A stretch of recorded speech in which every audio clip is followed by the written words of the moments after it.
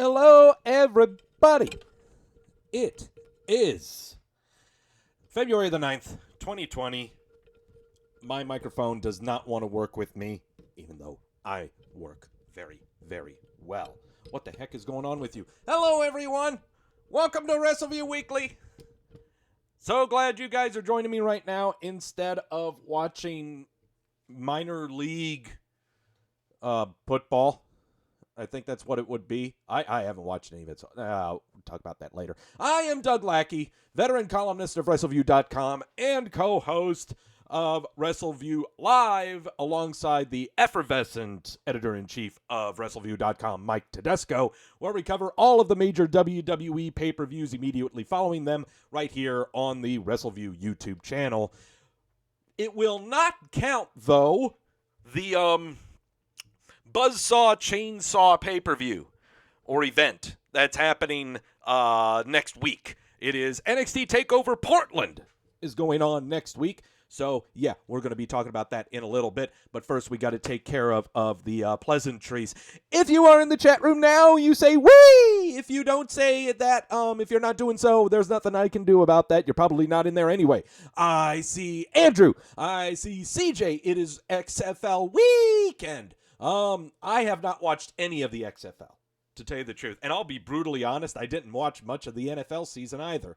The only NFL I watched was the Super Bowl and some of the playoff games before then. But, Mashoon, I see Mashoon. I see Gills. Who else is in the chat room? Come on, you know you want to say it. Come on. You're watching the XFL, but you know you got me on standby on your iPads or your laptops and everything's on the sides. Keep on watching that stupid stuff. That's cool. Jamel's going, wee! How's everybody doing? I am doing great.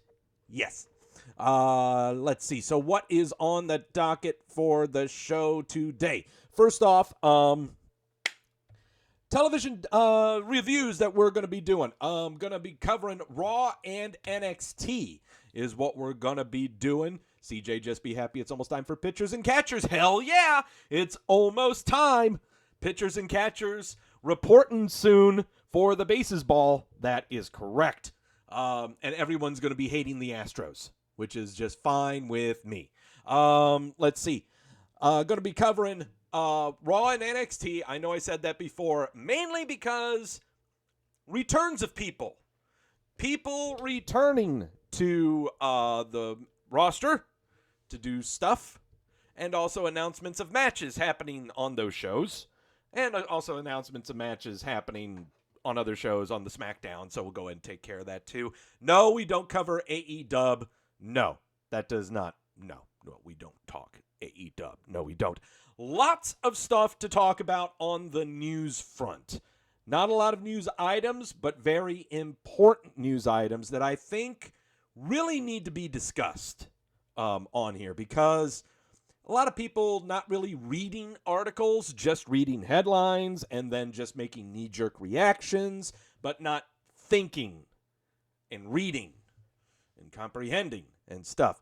Lewis in the chat room, wee! You sexy hunk of man meat, you. What else? Yes, stuff like that on the news front. Also, updates to the milk carton. Very big names now on the milk carton, even though some reports on the Twitters would like for me to say otherwise because they are supposedly injured or otherwise. No, I don't think so. We're smarter than that. No. Our milk carton is very fresh, never spoiled, never rotten, never wrong, period. And then finally, to end off the show, NXT Chainsaw Buzzsaw Takeover pay-per-view in the Portland going on next Sunday. Making predictions. 6 matches slated on the card so far. That is the card subject to change. 6 matches on the card. We will be making 3 locks of those 6 predictions. Daniel in the chat room goes, wee! CJ, NXT Takeover hipster. Yeah, pretty much. I love Portlandia. Portlandia is an awesome show. But 6 predictions to make, 3 locks to try to assure ourselves that we know shit about professional wrestling. A rare show today because no tequila is taken because we have nothing to owe. The slate is clean. The balance is at 0. No tequila to take. Oh, by the way, if you are tuning in for the first time, Doug, what the hell are you talking about with this tequila? I make predictions on the show when it comes to the pay-per-views. Sometimes I'm so confident in them that I will lock said predictions. When I get that lock prediction wrong, we take a shot of the Luna Azul Blanco tequila, which this bottle I have had now, I want to say since last summer. Yeah, I want to say last summer is when we got this bottle. It was brand new. Yeah, look at all of that. That's gone. Man.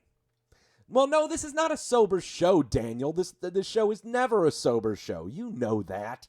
So, yeah, no tequila on the show, but sources. What are our sources?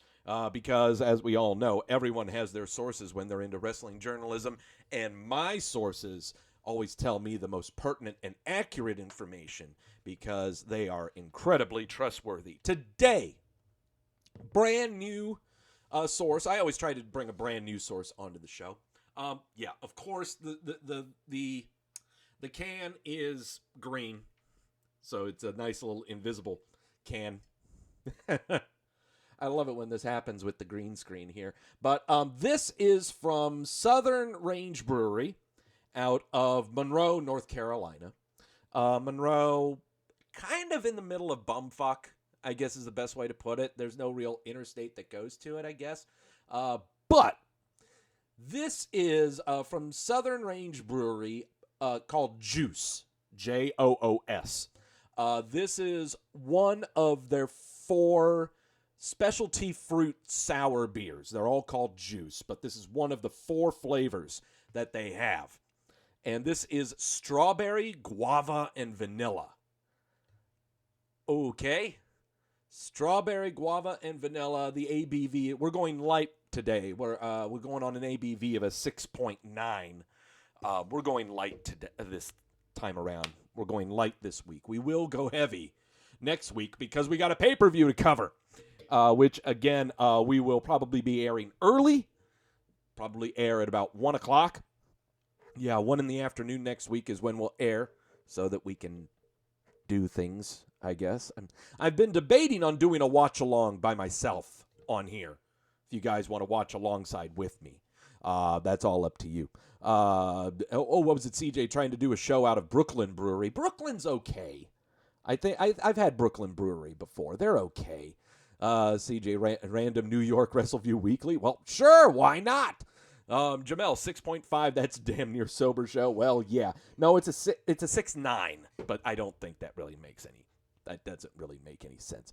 Andrew saying it's around Hardyland. Yeah, Monroe is, well, it's not near Cameron, but it's kind of on the outskirts, I guess you could say. Lewis James in the chat room goes, wee! So, yeah. So let's try the strawberry, guava, and vanilla out of the sifter of sensibility. Is this the sifter of sensibility? Sifter of, I don't know. Is it near Charlotte Motor Speedway? Asks Daniel. Monroe is around Concord is the best way. When they say Charlotte Motor Speedway, it's actually in Concord, North Carolina. It's on the outskirts of Charlotte.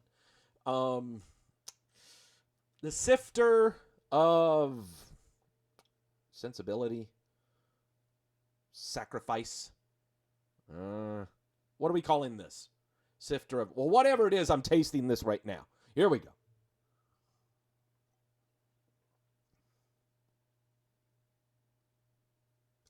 This is dangerous stuff. If this were a higher ABV, oh boy, we'd be down for the count. But no, this is a good one. This is the sifter of wisdom, says Jamel. Says sifter of wisdom. Okay. Lewis saying, you drink the fanciest drinks I've ever seen, Doug. Well, I love craft stuff, but I love off the wall, off the beaten path craft stuff, okay? I'm just not going to drink a typical IPA. I'm not going to drink a typical stout. I want to know the barrels that it's aged in, how long is it aged in, What flavors are we introducing here? You know, that's what I'm all about. And, of course, the ABV is the big one. But, no, this is not bad. This is a very good springtime beer. It's not springtime outside. It's about 46, 47 degrees. CJ saying I've got taste. Oh, well, thank you. You bless your heart. No, and that's not, I'm actually meaning that. That's not the whole Southern kiss my ass thing. No, that's actually true. No, it's good stuff. No, it's good stuff. Yeah, if you ever go drinking with me, I will always look at what's on tap. I only drink on tap is number one. If I'm going out to drinking, I'll only drink from the tap.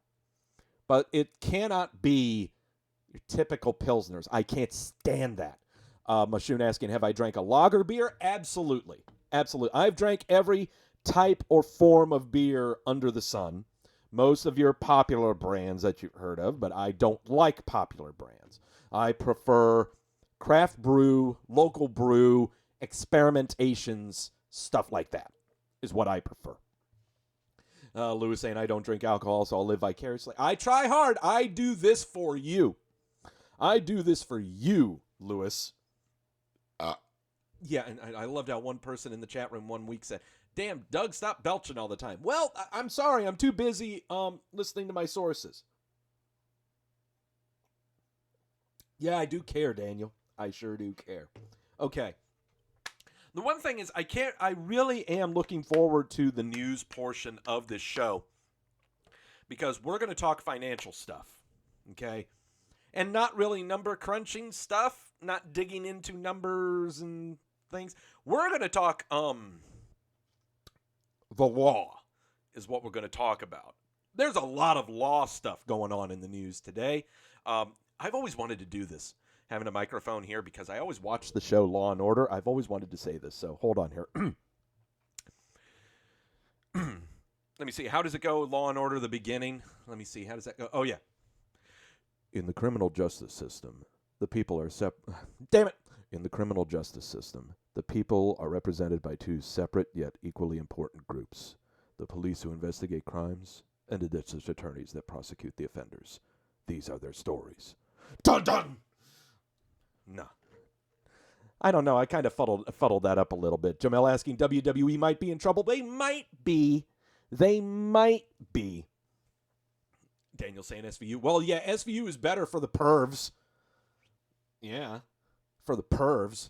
But if you just like regular law-breaking stupid stuff, that's what you watch. I miss the old Law and Order is what I miss. I miss the old Law and Order, where it was just murder is all it was, you know. All right. Enough chit-chatting. Enough everything, but it's not enough to say Xantrix in the chat room. Whee!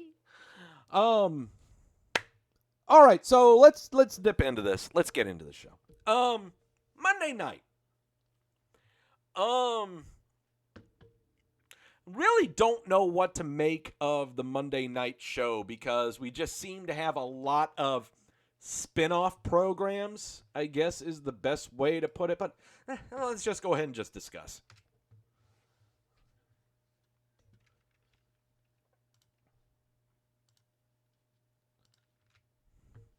All right. There's the Bork. The Bork's got the title. There we go. We are looking at February the 3rd out of Salt Lake City, Utah. What are you guys talking about in Becky Lynch in there? Why are you guys talking about Becky Lynch? What's up with Becky Lynch? What are you guys talking about?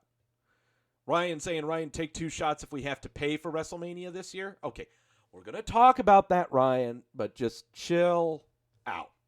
You know, I've seen a lot of people after Vince McMahon's comments and stuff.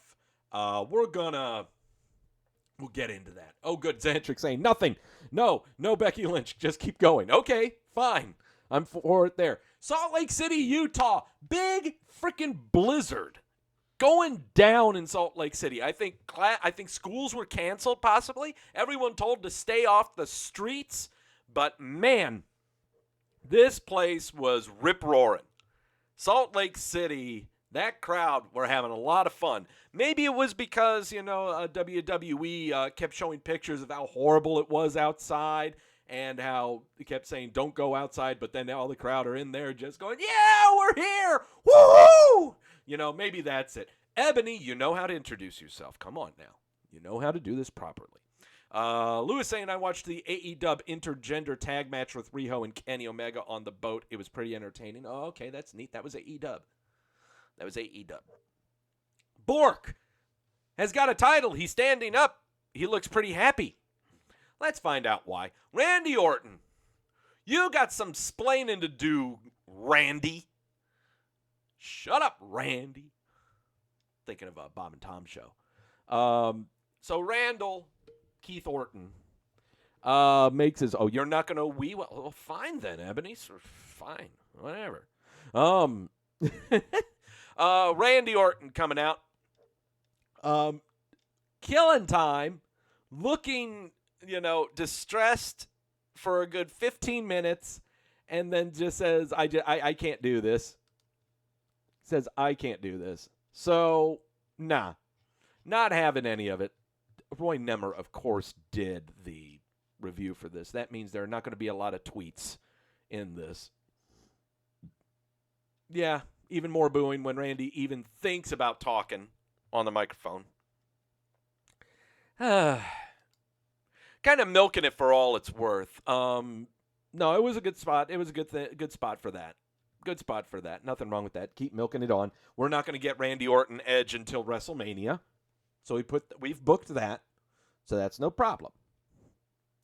It was good, but it seems they do the non-explanation a lot. They do a lot of non-explaining, but that's okay. Lana versus Liv Morgan, take 2. Liv Morgan would win this match cleanly, but then the Riot Squad's music hits, and out comes, back out of bilateral reparative surgery on both of her shoulders, the Wooby Wyatt. Wooby Wyatt returns. Liv Morgan looks happy. Wooby Wyatt looks happy. You saw the writing in the tea leaves. You knew it was going to happen. Wooby gets in there. And yep, just floors Morgan. This is not a swerve by any stretch. Yeah. So there you go. Wooby Wyatt now. We are getting Wooby Wyatt versus Liv Morgan going on here. You're going to have to excuse me. I look a little bright. I do look a little bright in my camera. Let me adjust some things here. If you don't mind, let me turn down some things here. No, I don't want to do that. Let's see. What are we doing, Doug? What are we doing? Oh, it's right light. That's what's the problem. There we go. That's better. Cool. We're going to go ahead and save that.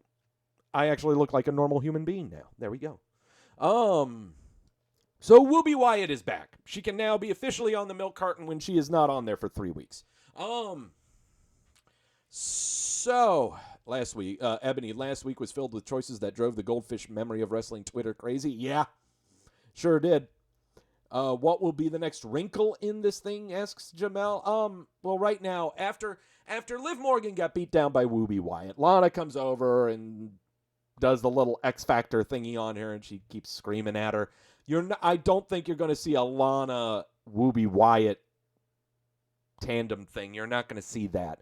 This is just going to be between Wooby Wyatt and Liv Morgan is all you're going to see. I am not anticipating Lana to be in another wrestling program for a while. Yeah. I'm just not going to see it. In fact, I'm trying to figure out what we're doing with Bobo Lashley. Yeah, I don't know what we're doing with Bobo. I really don't. Jamel saying this is a damn anime saga, but a shitty one. I don't know. I don't know what this is considered. All I know is that Wooby Wyatt is back, and now we got her against Liv Morgan. Ebony saying WrestleMania is like forever away in today's wrestling timeline. They still have to do shit for the next 2 months. Yeah, they still got a lot of shit to do for the next 2 months, including having a pay-per-view out of South Dakota and the Elimination Chamber pay-per-view, or as we like to call the Great Reset button. If you don't like what was being booked, if you got no faith in it, then just press the reset button in Elimination Chamber. There you go. That's what you're going to do. How is Rusev going to roll back into this? He isn't. He's going to have nothing to do with this. Oh, there's the Wooby Wyatt. Here she comes attacking Liv Morgan. So there you go. Wooby Wyatt looking very green, looking very sludgy. Yeah, that's what it looks like. Sludgy, I think is the best way to. Drew McIntyre versus Mojo Rawley with Riddick Moss in tow. Yeah, just a nice little wham bam. Thank you, ma'am. Yeah, there you go. Just to let you know that Drew McIntyre is still a thing. That's about it right there. Charles Caruso is backstage with Buddy Murphy, but that would soon change later on in the week. With Buddy Murphy and AOP, they say words and stuff. Well, Murphy and Seth Rollins also say words. Yeah, so there you go. There's going to be a triple threat match coming up later in the show, so there you go. Oh, here's Drew McIntyre giving a guarantee. As soon as I put this microphone down, 3 seconds later, I'm going to Claymore your head off. And that's what he does. Yep, here we go. Yeah, 3, 2, 1. I don't want to go back to Twitter. Nah. 6-man elimination tag team match.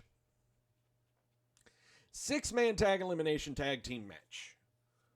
Kevin Owens and the Viking Raiders versus Murph and AOP with Seth Rollins in tow.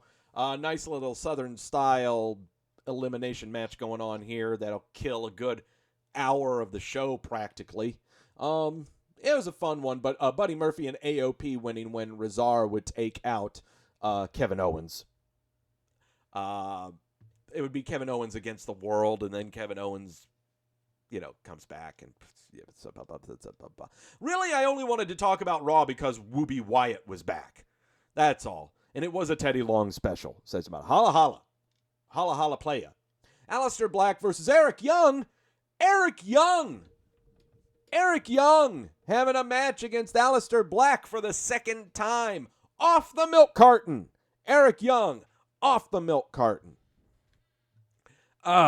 Yes. That's great. Aleister Black now says that he's going after people instead of people coming after him. So that sounds really neat.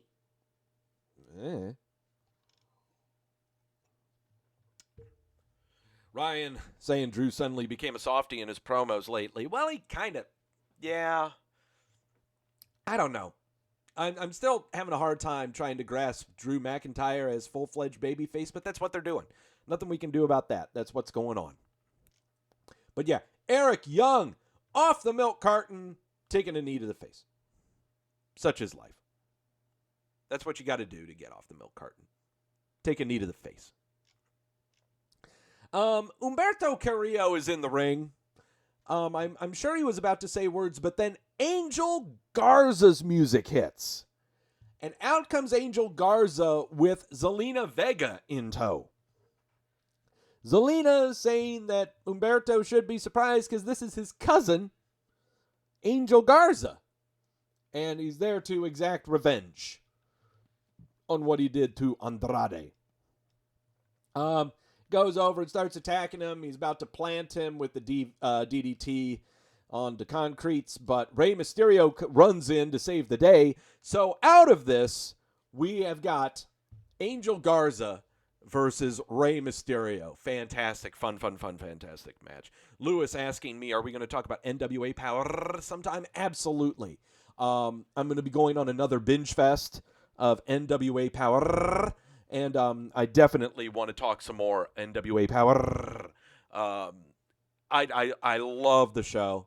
It's a great refresher. It's just the only thing is not a lot of people watch it that peruse Wrestleview. And so, yeah, I think, sometime, we're going to do a full-fledged show on NWA Power. Not next week, but probably the week after. Is what I'm looking at. I would like to do a watch-along with you guys of a few of the episodes. Not on the YouTube, because YouTube Gestapo. Can't do that. So, yeah. Angel Garza has that Eddie look where he just always looks like $1 million, says Xantrix. Garza's pure amazing, says CJ. I got no beef with Garza. Angel Garza is great. The only thing is, when he appeared on NXT later in the week, on the mic, spontaneously, he's not very good. But in the back segments, doing interviews and such, fantastic.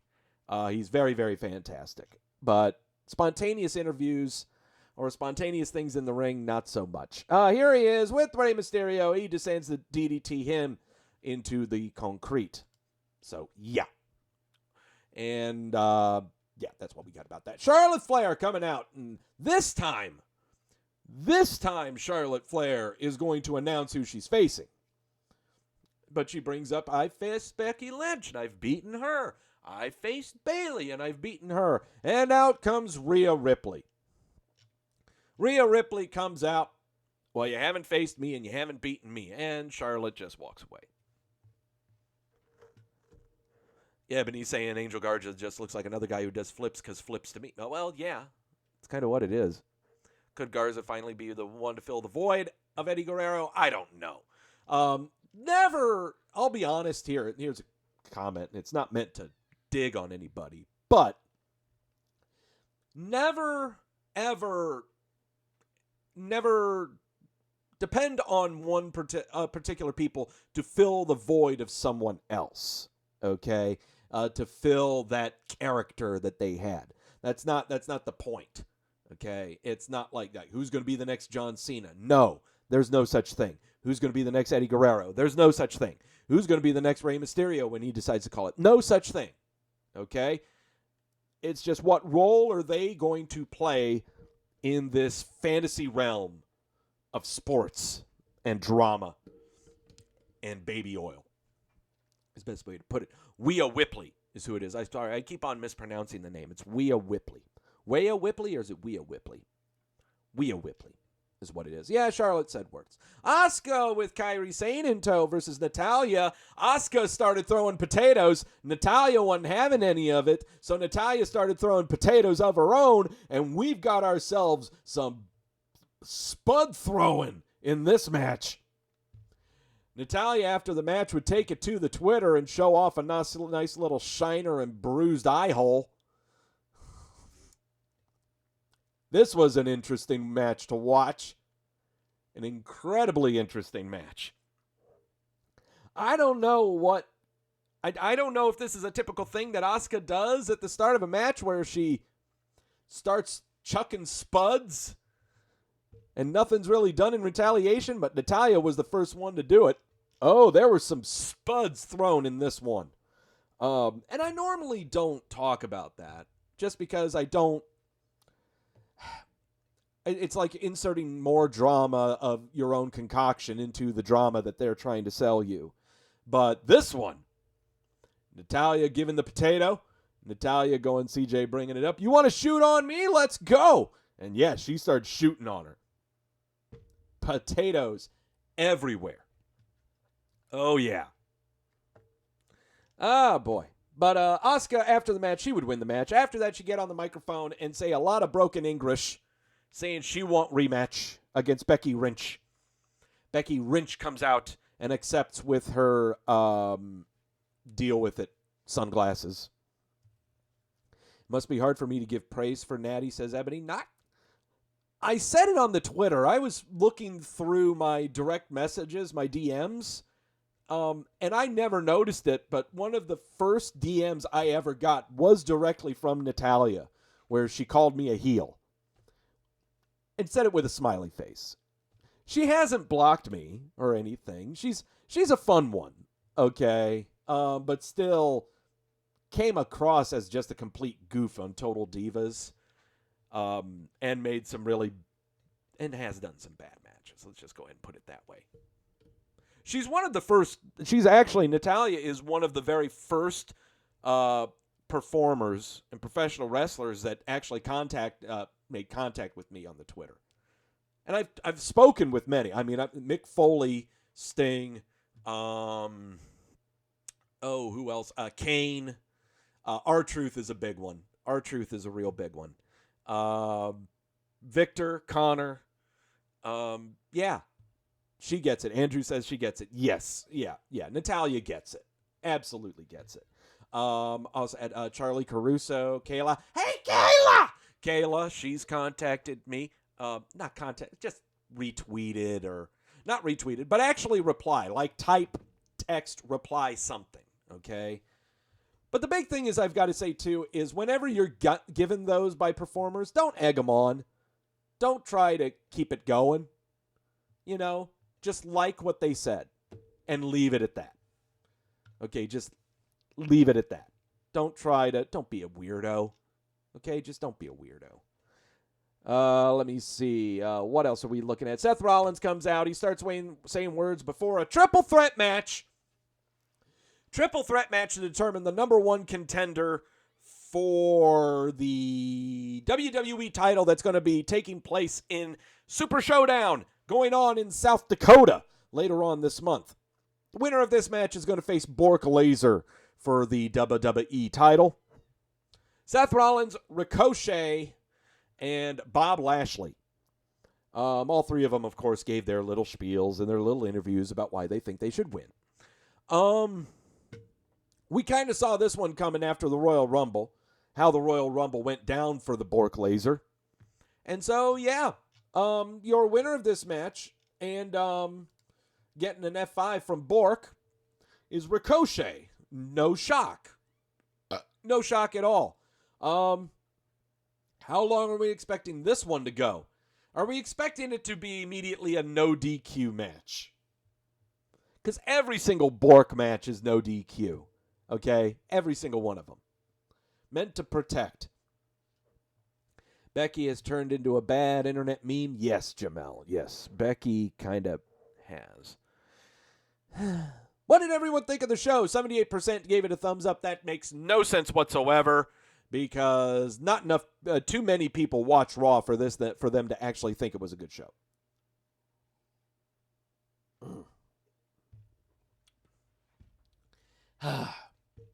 So that's the Raw show. That's the Red show. Just wanted to fly through it. And besides, Roy covered it, so there's not really any tweets or anything to go over. At least he spelled it right. The Bell twins are peppermint.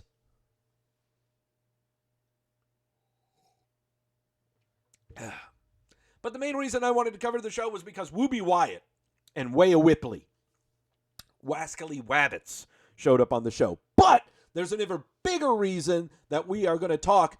There's an even bigger reason we're going to talk. I'm not going to repeat it. That we're going to talk about NXT.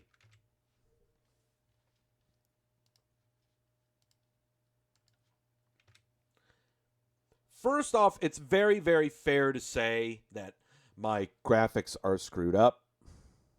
And that's fine, Doug. What the hell's your problem? Oh, I know why it's all screwed up. There we go. There, that's better. Sorry about that. Totally forgot about that. Holy crap, Doug. What are you doing? What is wrong with you? Doug. You've got a major malfunction on your program. What are you doing? Sorry, I was too busy enjoying my beer that I had at my grocery store. What can I say? NXT. First off, it's fair to say there are three brands now. NXT is part of the main roster, if not the main roster. The programs are way better built. Everything flows so well on NXT, even though the action is so ridiculously fast-paced. Chat with the AEW botch. That is. Yes. Chat with the AEW botch. Big news on the NXT front, though. This guy's back. After suffering an impact injury probably about 4 months ago, giving him very, very bad discomfort in his lumbar region, Velveteen Dream is back. Andrew saying you need to watch it. I need to watch it. Yes, you do need to watch NXT more. Your boy is back. Velveteen Dream is back. First off, we're showing footage of the Dusty Rhodes Tag Team Classic, and the Broserweights, Matt Riddle and Pete Dunne, come out with a golf cart with the trophy in the back, sparks going everywhere. Matt Riddle is just having a grand old time, and Pete Dunne is just chilling. Just chilling. Whatever. They They get in the ring. They start talking about how they're going to win the tag team titles at the Buzzsaw Chainsaw Takeover shows. And Bobby Fish and Kyle O'Reilly come out and call them out by the actual names that I just mentioned that they actually are. And there you go. So they fight and things. Stuff happens. Angel Garza is back in NXT. Everyone thought that Angel Garza had switched on over to Raw. No. I love that. I love how everyone in the Twitterverse and the internets were like, oh, Angel Garza's on Raw now. He's a fantastic addition to the Raw roster. Everyone is on every show. Period. Everyone is on every show. Period. It's because of my milk carton that you get to know that. That's right. Surprised no one's insulted Bobby Fish by calling him Bobby Fish Sticks. Well, no, that was good. Yeah, the line going on during the this was Matt Riddell loves that Bobby Fish just said the word fish because they have bigger fish to fry. Dune isn't laughing. Riddell asks, riddle me this, how much fish could Bobby Fish fry if Bobby Fish could fry fish? And it just kept going on. The crowd starts saying it. They're singing it. He said, this is a thing. This is now a thing. The arena is chanting it. It is now a thing. Oh, man. Ebony say the crowd is part of that, too. Being told you need to watch some Velveteen Dream. Yes, you do. Velveteen Dream is very, very fun and very nice to enjoy. Angel Garza versus Isaiah Swerve Scott. We saw this match before, but we'll watch it again. Angel Garza going up to now. I want to. This is the kind of stuff you see on NXT. Okay, this kind of stuff. I don't. How does that work? Like, how does this move work? Yeah. I don't get Ebony saying, are the assholes in the crowd going to chant this is wrestling? No. There's the one thing. Okay, that needs to be said. Yeah, Ebony, I totally get how. I totally understand how you may not like NXT because the crowd chants all the damn time. But the crowd chanting, they are not. Let me see. They're not going to tell you this is wrestling. Okay, they aren't saying this is wrestling. Okay, because I would get offended by that too. Okay, I get offended when something like that happens. So no, you're not. You don't necessarily get that. You just get them saying a lot of things. They say this is awesome way too much. I mean, they chant this is awesome at the opening of a bank. Well, Ebony, the reason the crowd is darkened is because, number one, it's in a studio, and number two, there's not many people there. You don't need to know that they're there. You'll hear them, okay? And it's not as Jamel bringing it up too. The crowd is not as obnoxious as what it used to be. No, they're absolutely right. The takeover shows can be worse. It just depends on where they are. Portland, NXT Takeover in Portland. I'm not sure how obnoxious this crowd is going to be. The past times the WWE has gone to Portland, I'm trying to remember. I think it was like 1 or 2 years ago. They went there for an episode of Raw.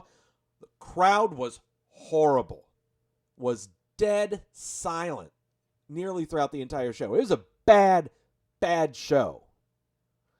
But man, this one in Portland's going to be interesting, though. Let's see if they can redeem themselves with doing NXT. You'll get the Cheeto Munchers, you'll get the Do Chuggers, and that's what you want them to do. You want them to make all of the noise, and they like making a lot of noise. Angel Garza would win this match and stare lovingly into the camera.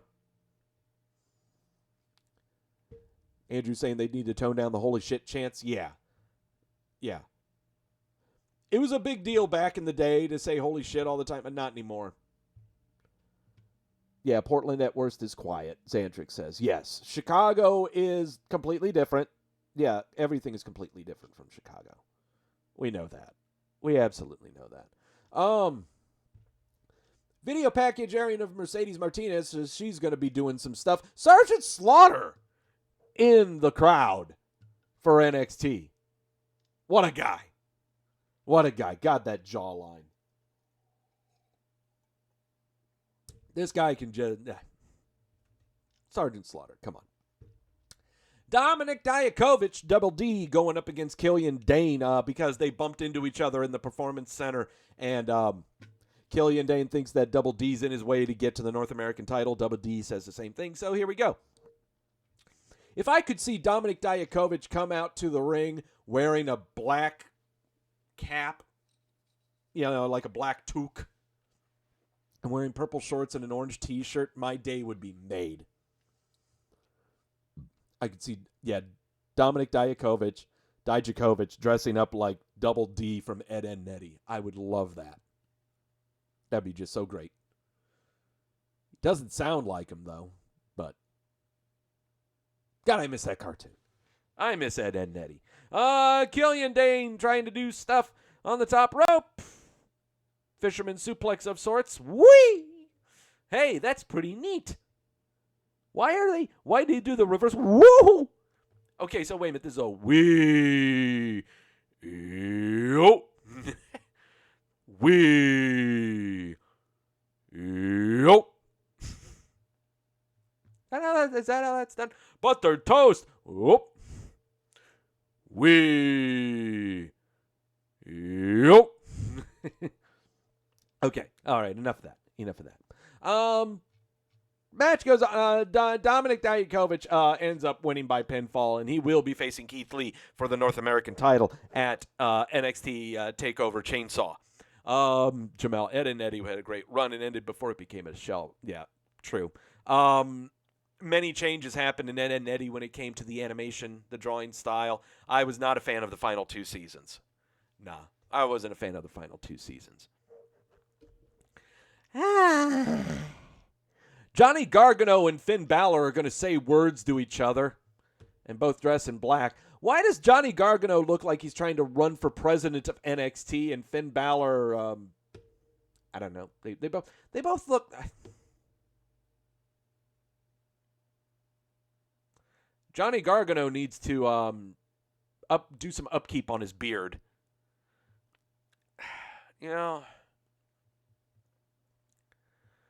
CJ, you dare mock the son of a shepherd. I could be doing some lines and stuff from Ed and Eddie like... I don't know who I am anymore. You should write your name on your underwear so you don't forget. See, I'm hand wash only.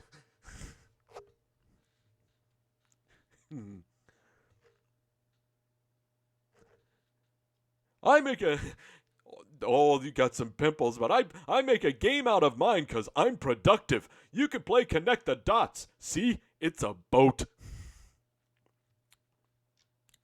Dijakovic reminds Ryan of Heidenreich. I definitely see that.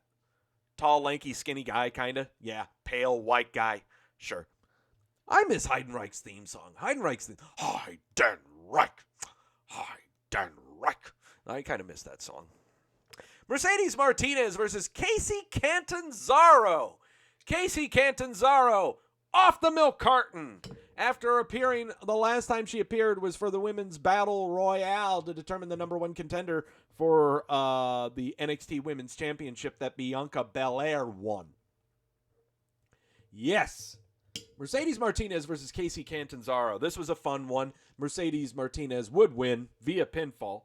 I'm so glad Casey is back, taking a break. I think she just has a fantastic look about her. And Mercedes Martinez does as well, even though she kind of, I don't know. Seeing her against Rhea Ripley would be weird. But, yeah. I don't know. Yeah, it's going to be weird. Because we've already got this look from Rhea Ripley.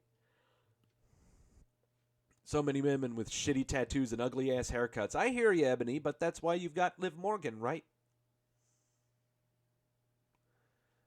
Man, I don't know. Tegan Knox will face Dakota Kai at the TakeOver Chainsaw event. Undisputed Era is backstage. They're saying words. They're trying to find Tomato Chomper. They eventually do find him, and they're all going to the ring to beat each other up. Pete Dunne and Matt Riddell are in there too. And so we're going to have a 6-man tag. It's a Teddy Long special. Teddy Long special.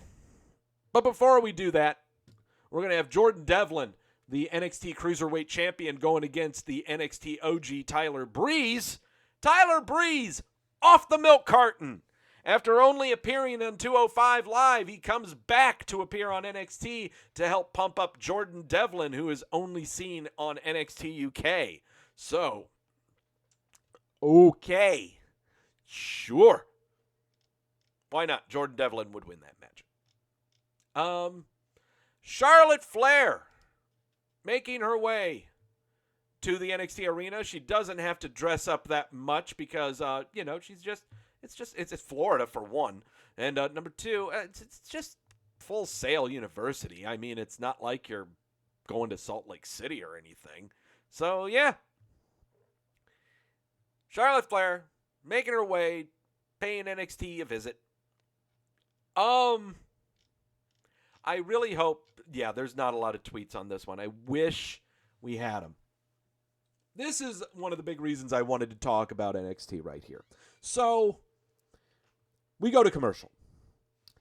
Out comes Bianca Belair with, I think right now is probably the best entrance and best music of any performer right now. God, my head bobs when her music is playing. I just love it. Just love it. Comes out to the ring. She starts saying some words. Saying how she's heading to Portland to become the NXT Women's Champion. Apparently, Rhea Ripley forgot all about that because she went to Raw to get into Charlotte's business. Belair don't care about a queen. She wants Rhea Ripley, and out comes Charlotte Flair. Comes out. Flair says she loves an NXT woo, and whatever. Flair is tickled that Belair and Ripley are fired up talking about the queen, but it was Ripley that overlooked Belair.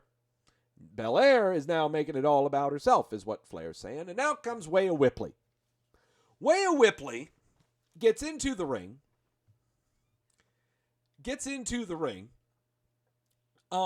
And Belair is standing in front of Flair when Ripley comes in. Charlotte does this little thing, motioning Belair away so that she can see Rhea Ripley. Jamel asking, what does the EST stand for? EST, she calls herself like the strongest, the fastest, the blankest, and so that's why they call her EST. That she is the EST. That's why she's got that. Charlotte does this little thing. Belair going bonkers. She's just got the microphone in her hand. She's like, oh shit, it's on. No. Oh, I can't believe, no. Oh no. See, I'm too white. I can't do it as well as she can.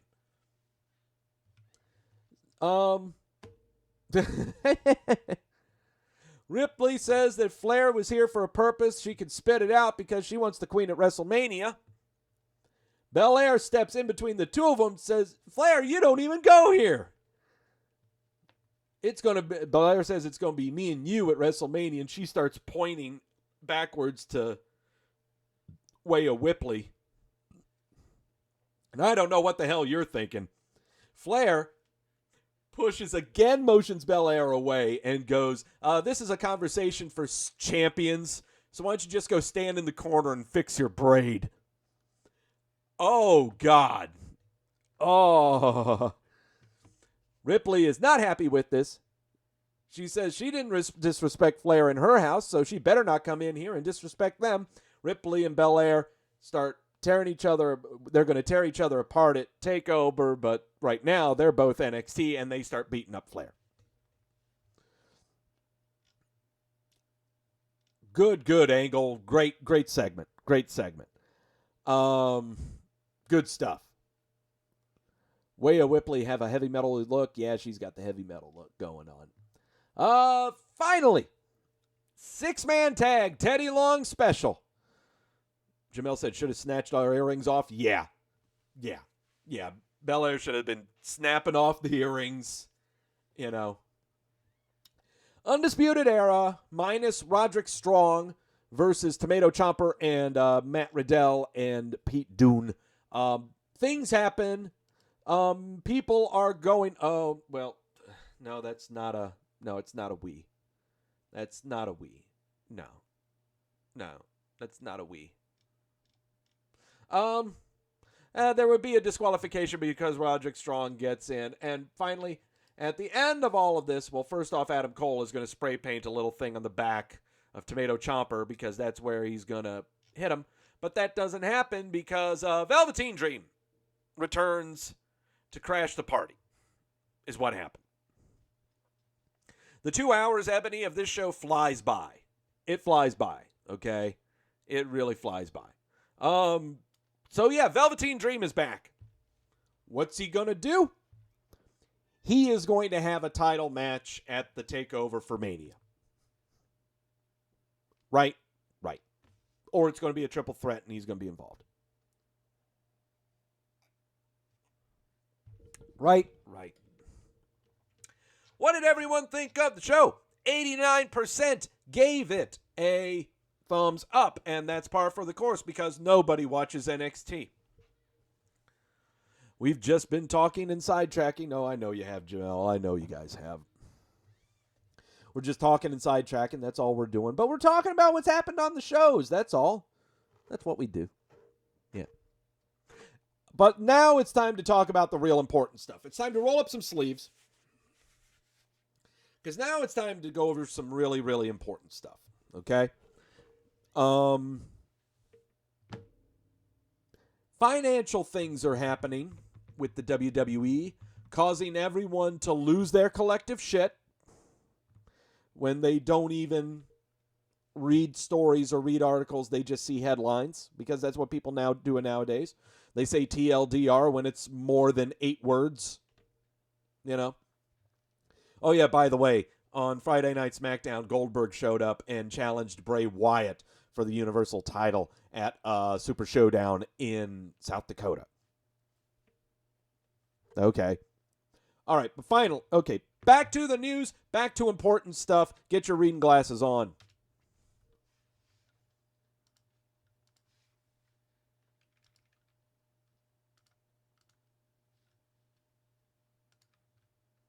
No, that's the injury report. We're talking news. All right, so last Thursday, WWE releases their fourth quarter financials. Okay, bear in mind that last week we saw the firing of co-presidents Barrios and Wilson, and that was after it was announced that their dividends have been released and their yields were released, and that was in conjunction to the financial report for the fourth quarter that we got last Thursday. Essentially, with this quarterly things to look at, revenues were up $322.8 million. It's an 18% increase from the fourth quarter of 2018. This is in conjunction with the brand new contracts with Fox and USA Network, but it was offset partially by lower revenue at live events. The operations income was increased to $99.8 million. It's an 87% increase. Operations income increased by 87%. This is in conjunction to the new Fox contract and USA contract. Pyro does not cost $99 million. But the hiring of staff to do your CG graphics, hiring of new staff to promote all of your programs on a brand new network, lots of changes. Lots and lots of changes. So that's why the operations income went up. Adjusted OIBDA was $107.6 million compared to $64 million from the fourth quarter of 2018. That is a 67% increase. WWE Network subscriptions dropped 10%. We are now only at 1.42 million.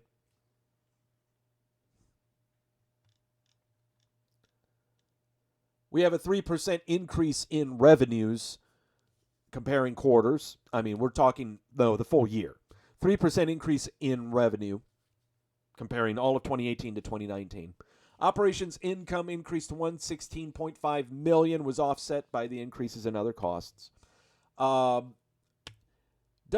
touted that SmackDown moving to Fox helped viewership increase 20% in the fourth quarter, as well as NXT appearing on the USA Network because more shows and different avenues. New distribution agreements with BT Sport and Viacom, CBS's Channel 5 in the UK, Fox Sports in Latin America, PP Sports in China, Super Sport in Africa were also all celebrated in the report. Yes, more people are watching our shit. However, there's other stuff that I want to talk about. It's not all streamers and balloons and party favors here. All right? Stocks fell 9% after the release of this quarterly report. This was amidst two reasons. Number one, the operations cost being so high and the offset of the revenue being so big. And also with the firing of co-presidents Barrios and Wilson, an incredible amount of uncertainty led to the drop of stock prices. And that's what we talked about last week. That's why stock prices drop more considerably with companies like the WWE, where you don't know who's replacing Barrios or Wilson, or there's no plan for their departure. That's why the stock prices dropped so dramatically. Unlike other companies and other corporations, to where if a president or a CEO or CFO leaves the company, but they have an interim coming in who's been with the company for, say, 15 to 20 years, you don't see the stock prices drop by double digits to percentage points. It's only in the singles. It's no big deal. With the WWE, it was a big deal, especially when this was following a third quarter report that talked about their revenues decreasing, and they were losing money. And it had nothing to do with the offsetting of a brand new television contract, a brand new home for SmackDown, all of these new contracts, and that it didn't have any mention of that.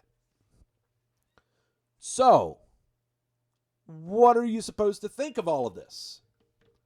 Well, the law firm of Levi and Korzinski knew what they should think about it.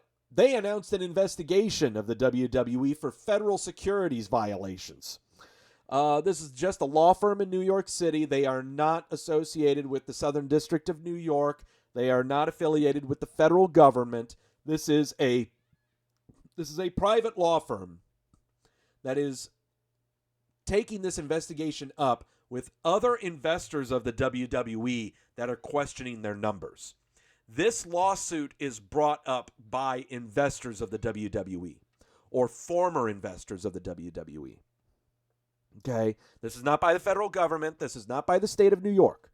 These are by investors who are pissed off that they bought their stocks for so high to be a part of the company, and they see them plummet. That's what's going on here. In fact, we'll just go from the press release here. On October the 31st, 2019, WWE released its financial results for the third quarter of 2019.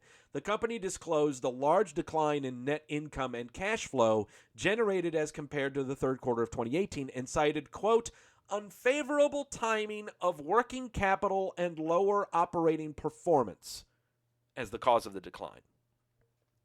Following that disclosure, WWE stock price plummeted 18.68%.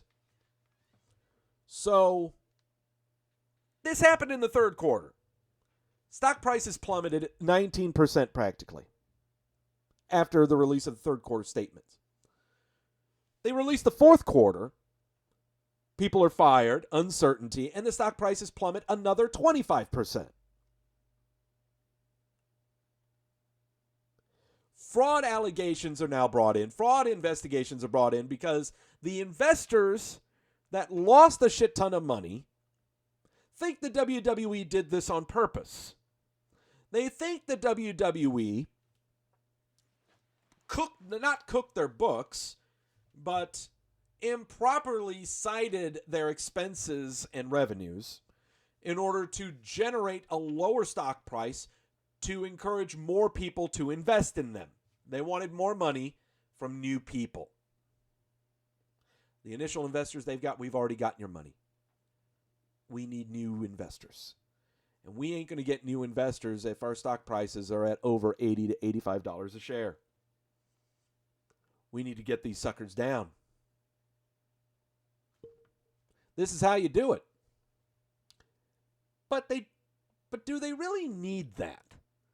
Does the WWE really need that much more money? Do they really think they're going to get a lot of investors?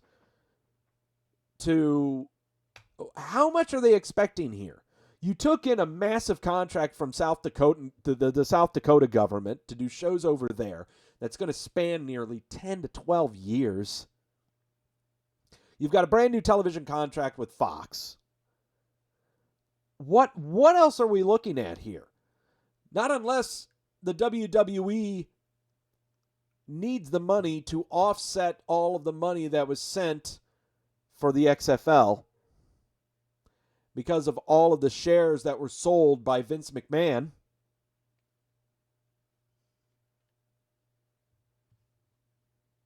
That can be a considerable amount, an amount that might be equal to the number of new investors that you would like to take in.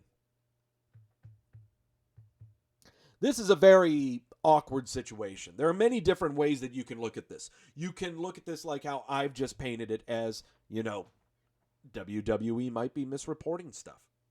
They're trying to make back the money that they've lost from investing into other realms. Or you can look at this in the opposite direction and go, this is a lawsuit brought about by investors that don't know how to invest. Either way, okay? But the big thing is, understand that the investigation that's being brought about on the WWE for federal securities fraud is by a private firm. It is not by the state of New York. It is not by the federal government. It is not by the SEC. It is by a private firm. That's it. That's all you need to know. But what's weird is that not as many people are talking about this. I mean, I think this is a big deal. This is a major, major, major story that needs to get coverage on wrestling news websites and explained like this. But no, we're not talking about that. Instead, we're talking about a conference call that we had with Vince McMahon, and he was able to get everyone to look at a different shiny object. The new shiny object changes about content rights for events like Wrestlemania and the Royal Rumble. All right, brace yourself. Here we go. During the conference call regarding the fourth quarter financial report, McMahon mentioned that the company has had, quote, advanced talks, unquote, that would be, quote, transformative, unquote, with other over-the-top companies about changes to the WWE network. So suddenly everyone, forgetting about private firm investigating for securities fraud, changes mentioned could be content rights for events like WrestleMania and the Royal Rumble or a different distribution model for the WWE Network. McMahon said the change could be announced this quarter. Interim CFO Frank Riddick said there is nothing that would stop them from selling the rights to their major shows if they chose to. McMahon also mentioned that they have options to keep their free and paid tiers for now or distribute content to other over-the-top companies. McMahon stated, quote, there's no better time as of right now to exercise the selling of our rights. Of course there's no better time than right now because you dumped a shit ton of it into the XFL.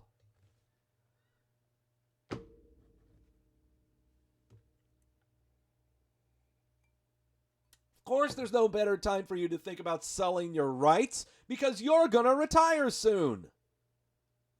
That's what someone says when they're thinking about retiring and walking away from the company. Everyone does it. Every owner of a company does this. The biggest goal of any company owner, of business owner, is to sell your rights to someone else to run it. So you got your windfall from all the hard work you put in. That's what it's about, okay? Vince is ready to take it easy now. With how old he is, I guess, and he's just, I don't know. That's it. He wants to take a break. He wants to get money. So let's go ahead and think about this. All right, let's take a step back, not start bitching about, oh my God, if they take the Wrestlemania off the WWE network, oh my God, oh my God, oh my God, oh my God. No. That's not what this is about. It's just about selling the rights. It's not saying that they're permanently going to switch over. It's not. No. What this is about is, throw this out there. Right now they have contracts with Fox and USA Network, which is in conjunction owned by NBC Universal. Or NBC Comcast, I'm sorry. Yeah, NBC.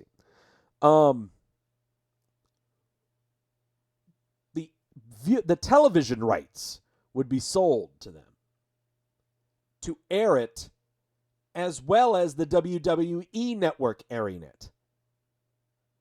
That's it. It's not that only one thing is going to be showing on one station and not be on the WWE Network. That makes no sense. Makes absolutely no sense whatsoever. Your point for selling the rights is to get your tentacles out there to other people so you can draw them in. That's what we're doing here.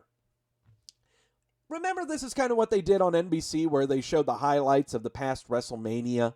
Remember? They do this all the time. Instead of doing an episode of, Saturday night's main event, instead it's 2 hours of Wrestlemania 32. They've done it before. Instead, what they're looking at is possibly a major WWE pay-per-view being aired on network television. Or maybe on another paid subscribers outlet. ESPN Plus, Fox Sports Plus. Take your pick. Take your pick. But what we're looking at here is we're trying to bring more people into the WWE entertainment, okay? Make them a subscriber. That's the big one. We need them to be a WWE subscriber is the end goal. We got to get at least that. And what's more is when people see what's going on here, people understand what you do, more people will show up at your live events, and you won't lose so much money in live operation income. That's what they're doing. So, what are we to take from this? In the near future, you will see other networks airing major WWE events. Whether it be a WrestleMania, a SummerSlam,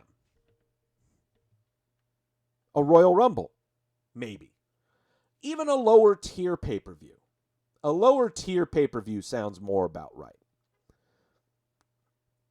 And you would air it on NBC or Fox. It wouldn't be on USA. It's got to be on one of their major outlets that they've just been a part of.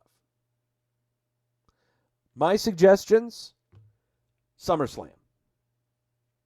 SummerSlam happening in August. It's before the NFL season kicks off. It is during a dead part of the sports year. We're in the middle of baseball season. And I believe, there's no basketball. It's only NASCAR and golf. CJ brings it up. ESPN Plus has the fight nights and pay-per-views. Yeah, you've got ESPN Plus. But the problem is that doesn't reach out to as many people as you want. You really want network television. Network television is what we're looking for here. So, SummerSlam on regular broadcast television, I totally see it. Are there going to be commercial breaks? Absolutely. But it's not like you don't sit through commercial breaks anyway on the WWE Network with their pay-per-views. You get commercial breaks. What do you think happens in between the matches? All those highlights and replays that they show?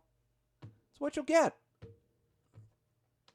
Also, okay, so you're going to show SummerSlam on network television.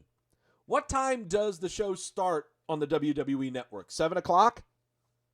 You think they're going to show it on there at 7 o'clock? You think they're going to carry that on until after 11? No. Jamel, August has no basketball, no football, dead of baseball season, only NASCAR and golf. Yep. It's more about getting the new subscribers, but getting people to know your product is out there so they'll go attend your shows. Which right now, I got to tell you, no one is attending their shows because their ticket prices are god-awful expensive now. They are horribly expensive. Yeah, horribly expensive. There's no way in hell that I would have, if I had a family of 4, there's no way in hell I would ever go to a live event. So, these are the straits that they're in. These are the straits that they are in right now, and they're trying to find ways to make more money, to try to offset with everything that they've put into their new TV contracts. Their investors are looking them to keep on growing and growing and growing. This is their plan. This is their plan. Speaking of financial strains, son of Ted DiBiase, Brett DiBiase, was arrested in Mississippi's largest public embezzlement case ever. This is a doozy, folks. This is a doozy. According to a report by the New York Times, the former director of Mississippi's welfare agency was arrested on charges in that he took part in a scheme to embezzle millions of dollars for personal use and to pay for Brett DiBiase, who's the son of Ted DiBiase, to go to a luxurious drug rehabilitation center. 6 people, all Mississippi residents, including Brett, were arrested and charged. State auditors indicated that Brett DiBiase was paid with welfare funds for teaching classes on drug use. However, he never gave those classes because he was being treated for opioid addiction at the Rise in Malibu Rehab Center in California. The report also states that the arrest stemmed from an 8-month investigation into the misappropriation of funds taken from the Temporary Assistance for Needy Families program that is administered by the State of Mississippi Welfare Agency. In the press release that was given by the Mississippi Office of the State Auditor, if convicted on all counts, all 8 individuals could face hundreds of years in prison. Man. Everyone's got a price. Everyone's got a price. Sometimes you got to pay it up. Yeah.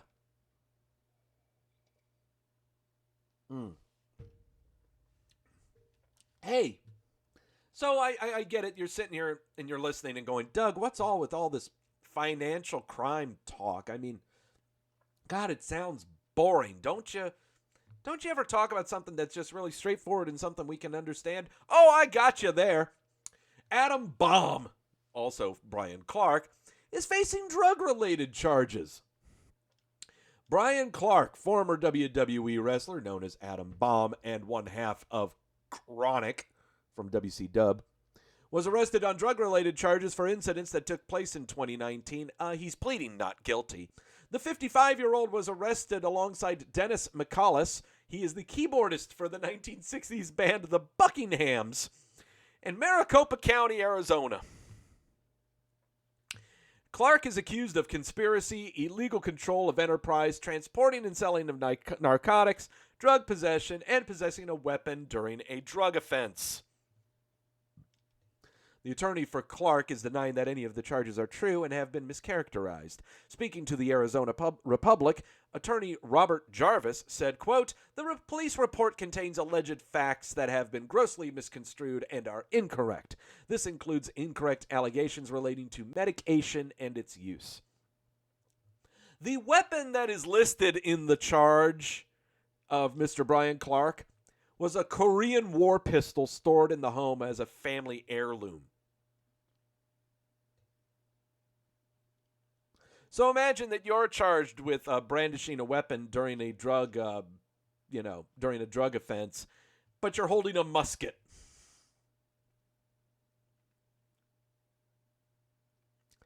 Both men are due back in court on February the 19th. That's in a week and a half.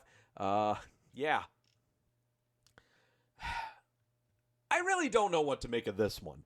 I mean, I'm sure there are a lot of charges here that I'm not buying, especially the weapon use during a drug offense. Yeah, I'm not buying that one. But I am going to buy drug possession. Absolutely. But yeah, at least Brian Clark is not as bad as Jeff Hardy. Guess that beats a souvenir katana, says Xantrix. Yep, absolutely right. The meth use is strong out there in Arizona. No, and where you are, Ebony, yeah, I get you. Over here, it's also meth and opioids. But yeah. What are you going to do? Well, you know what I'm going to do? I'm going to get to the rumor mill. Enough bad stuff. Enough angry people breaking the law. All right. According to multiple sources, former NXT Women's Champion Shayna Baszler will be debuting on Raw tomorrow. The event, taking place in Ontario, California, will reportedly see Baszler become a full-time member of the Raw roster. Her appearance has not been confirmed by the WWE, but that is making its way around the rumor mill. Is Shayna Baszler is going to debut on Raw tomorrow.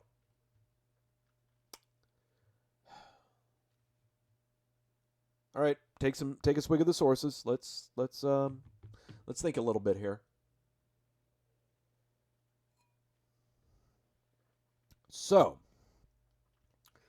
also booked for Raw tomorrow night is also booked for the show tomorrow is Becky Lynch defending her Raw Women's title against Asuka again.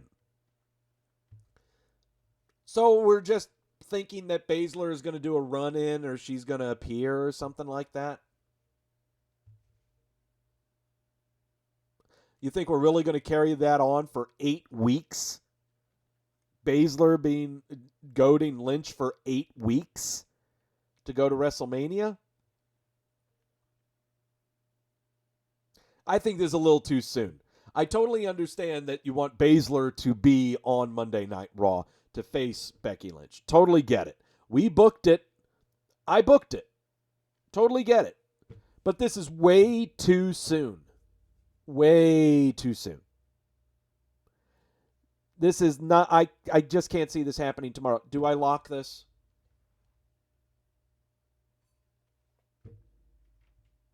What do you guys think in the chat room? What do you guys think? What do you believe Baszler is going to debut on Raw tomorrow?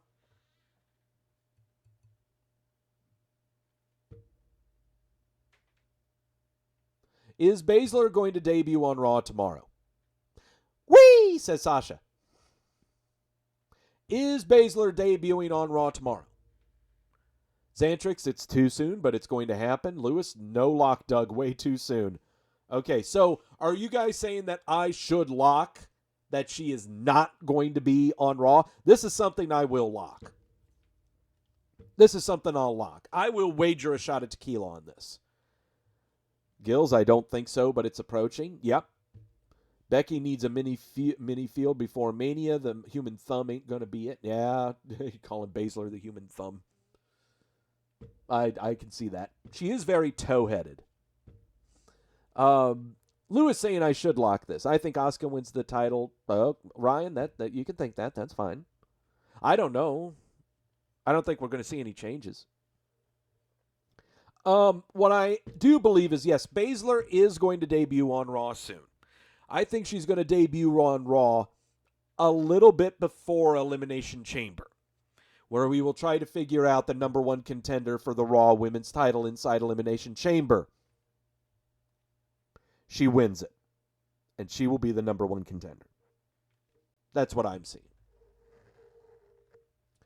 Like, she will make her Raw debut at the go-home show for Elimination Chamber. She's actually, from here until then, she's not going to be on TV anywhere. She will make an appearance on the milk carton.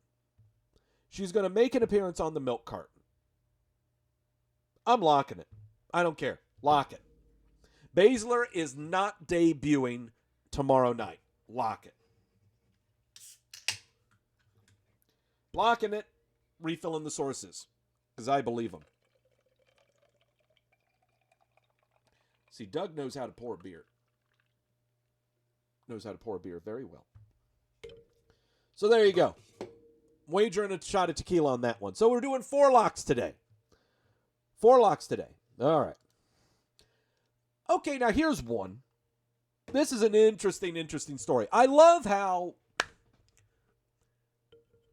I think one of the reasons you guys in the chat room and everyone listening right now, why you love the milk carton segment so much is because you read on the internet so many BS stories about people that are on my milk carton who have not been on TV, and they always seem to be disgruntled about how they're being used. They're walking out of the WWE. They don't like it that they aren't champions. They're having problems with people in the back. Blah, blah, blah, blah, blah, blah, blah.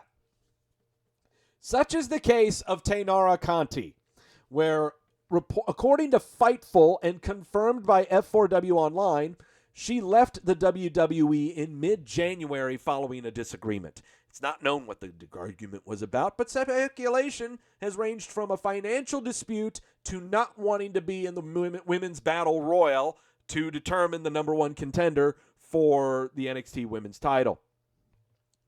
She is reportedly still under contract with the WWE. On her Twitter profile, she's removed all references to the WWE and NXT.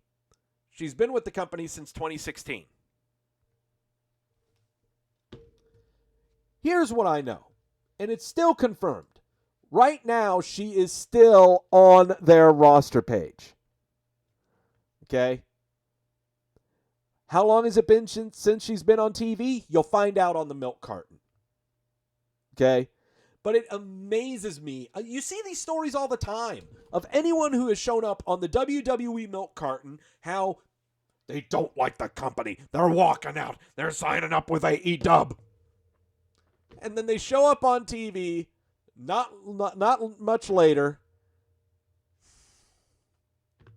It happens all the time. All the time. You locking this, Doug? No, she's gone. She was improving, but the actual last match that she had was against Santana Garrett.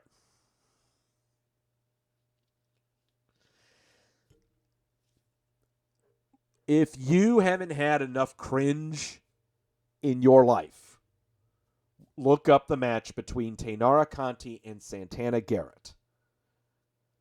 It's bad. Really bad. And after this report, I do want to kind of watch that match to see who was at fault. Whose fault was it on this match? Was Santana Garrett really that bad? Or was Conti just not having it and just did not give a shit about it? I'm going to have to watch that match again. Because now I'm really starting to think that, Conti was just not giving a shit. At all. We know Santana Garrett because then she would have a match about 3 or 4 weeks later with Io Shirai, and it was just as bad. Okay? So, we'll see. 2 new signings to the WWE. Internet was going bonkers about this shit. They have signed Timothy Thatcher and Killer Cross. Who are these 2 jokers? Timothy Thatcher has wrestled for Evolve, WXW in Germany, Revolution Pro in Great Britain, PWG, CZ Dub, Progress, MLW, you name it. This guy's Joker, he's been to all of them. Should be noted that Thatcher's been a frequent tag team partner of Walter. So, there we go. Thatcher is also the second and final wrestler after Drew McIntyre to simultaneously hold the Evolve and Open the Freedom Gate titles. Oh, whatever. I don't know what the hell you're talking about. But Killer Cross, this is a guy that the internet blew up about this guy. I don't know who this Joker is. Apparently he's on TNA. That's why I don't know about him. But here we go. Killer Cross is a former TNA star, wrestled at MLW's Fightland event in Philly over the past weekend. Noted on WWE Backstage, the television show, that's why this is news, that while the details of Cross's signing are scarce, the deal came together in recent weeks amidst offers from every wrestling promotion, I'm sure. Cross's real-life girlfriend, Elizabeth Chihaya. Elizabeth Chihaya is the girlfriend of Killer Cross, who is also known as Scarlett Bordeaux, who was signed to the WWE Performance Center in November. So, we have Timothy Thatcher, who could be doing some stuff with NXT UK and Volta. And we have Killer Cross, who could be doing stuff with Scarlett Bordeaux when both of them are ready to make their way to NXT. Who knows?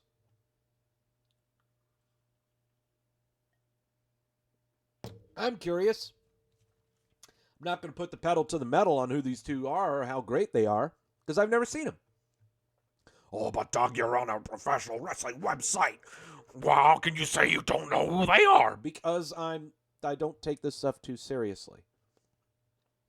I like to have an unbiased approach, I guess. I guess that's the best way to put it. Speaking of new signings by the WWE, this made news on CNN. They posted this morning. Aja Pereira is the WWE's first ever African-American female referee. She's competed across the United States, Japan, and Mexico under the name of Aja Pereira, but her name is going to be Aja Smith. Ring name. She's held the Shine Nova and tag team titles. She will now don the stripes. She's going to be reffing on NXT. Yeah, this made news all across major news outlets. So, yeah. This is going to be good. This is going to be interesting. Yay, identity politics, says Ebony. Yes, of course. That's how companies make money. Sorry. Yes, I mean, that's why you watch certain television shows. It's because you identify with things. Not you yourself, but you identify certain things portrayed as certain things. That's what it is. Psychology and money, they work together. And a guy renewed his contract with Ring of Honor. His name is Cheeseburger.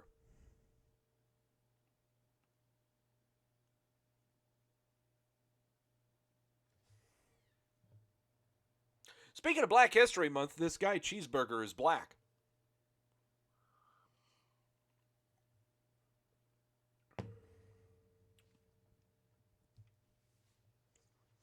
Huh?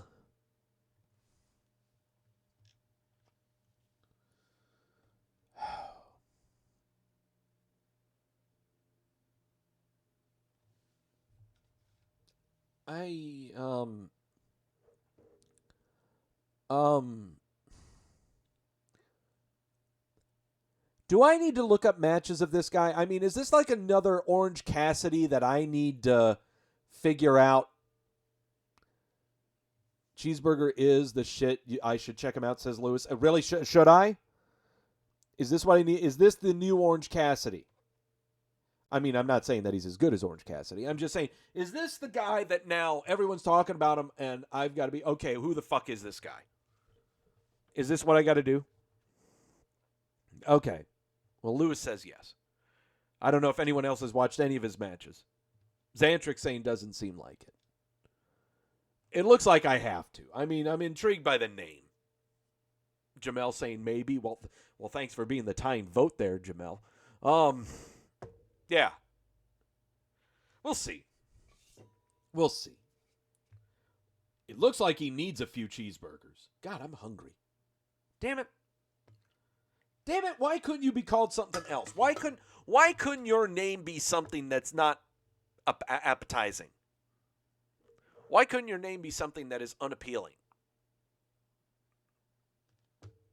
Like, I don't know. Black version of Orange Cassidy, says Mashuna. Okay. All right. Fine. If that's what it is, then we'll do that. Buddy Murphy is no longer our buddy anymore. He's just going to be called Murphy. Everyone's going bonkers. I will give you guys a few minutes to reply to this that I'm about to ask you. Because I'm asking the chat rooms lots of questions. And I think they're all warranted because sometimes I'm torn. And I can't make up my mind. This one I really need your input on. So, Buddy Murphy is no longer our buddy anymore. He's just going to be called Murphy. Do you want me to scroll down?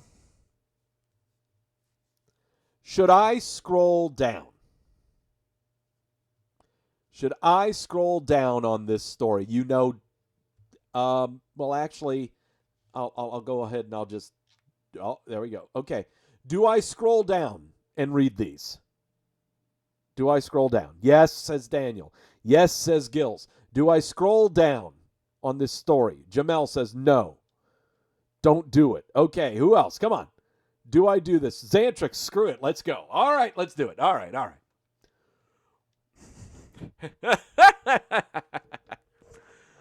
Why not to change Seth Rollins to just Rollins and Kevin Owens to just Owens and Samoa Joe to just Joe or just Joe? Aleister Black to Black. People can't remember long names according to Vincent Kennedy McMahon. Usually I'd say Vinceb is just being out of touch, but this makes sense because Buddy is just not a real bad guy name.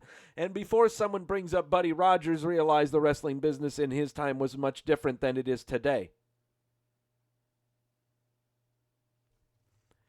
Brings Buddy Rogers. But yeah, Vince is just out of touch. He's doing some stuff just for fun.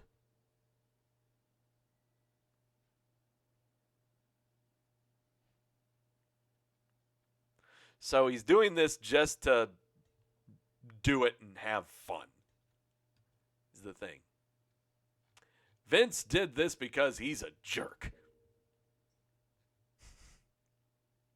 Vince changed Buddy Murphy's name because he's a big fat jerk and just likes to do things to see what everyone's reaction is.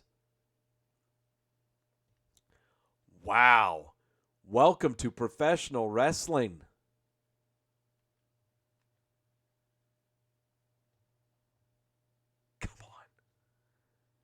It just sounds goofy. Buddy Murphy. It's goofy. It's a goofy name. I prefer Murph. Call him Murph. M-U-R-F-F. Or the Murph. Call him the Murph. Big Bad Murph. Murph. That's what I'd call him. Lewis saying, for the love of God, don't scroll down.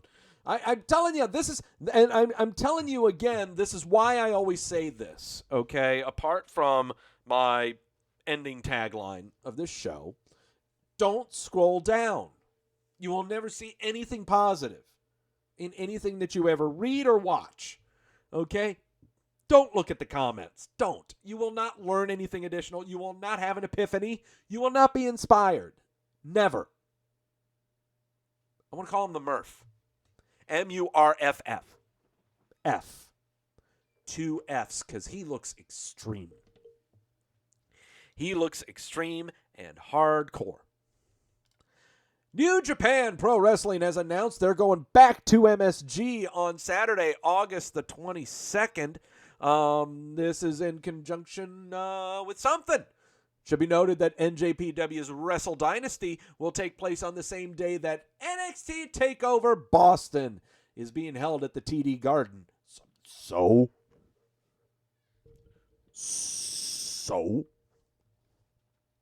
In addition to TakeOver taking place at the TD Garden, the venue will also host SmackDown on the 21st, SummerSlam on the 23rd, and Raw on the 24th. So yeah, that's what it... Yeah. New Japan has not revealed ticket information for the event just yet, but New Japan and Ring of Honor held the G1 Supercard in Madison Square Garden during last year's WrestleMania weekend. So, New Japan bringing Wrestle Dynasty to the Madison Square Garden. I can only hope that their show will be better than the one that I went to in Charlotte, which had no Japanese wrestlers.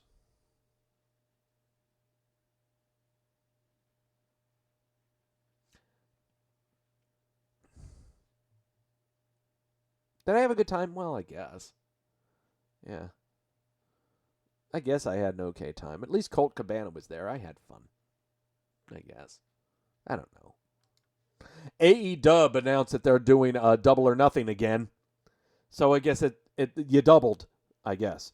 They're doing it again on May the 23rd from Las Vegas. Okay, yay. So it's not really Double or Nothing. It should just be called Doubled, I guess is what it should be called. I know they couldn't get travel visas, Lewis. I understand that. But that's something you think about as a company when you're going to be touring in the States.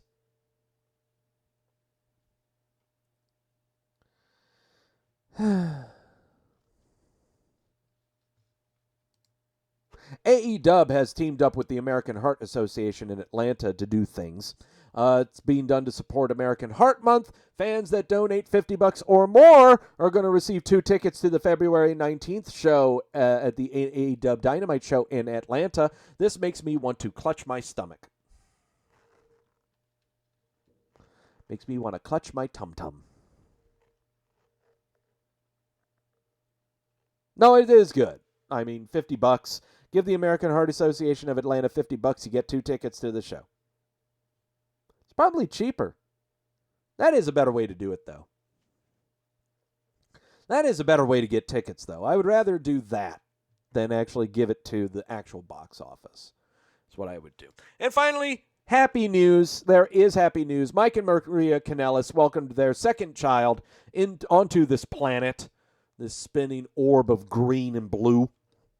This is the second child they have had in the 3 years that they have been with the WWE, and yet have only appeared on WWE television 10 times.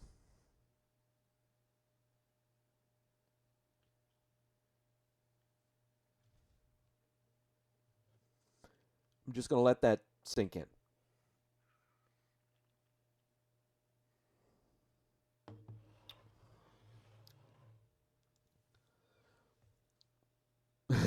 Xantric saying, God, that looked like a second child sidelined with a separated shoulder. I understand. So, 3 years, 2 kids, and a rehab stint.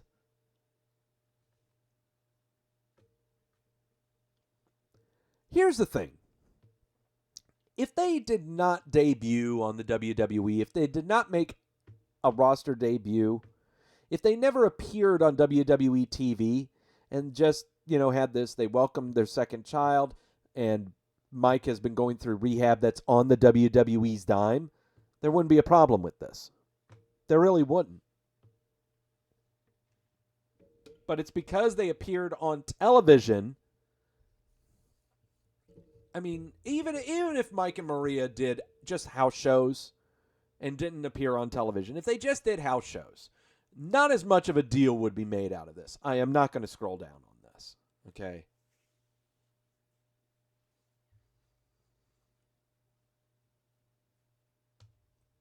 Ebony saying the Maria, the dumb redhead, out-carnied the WWE. I don't know.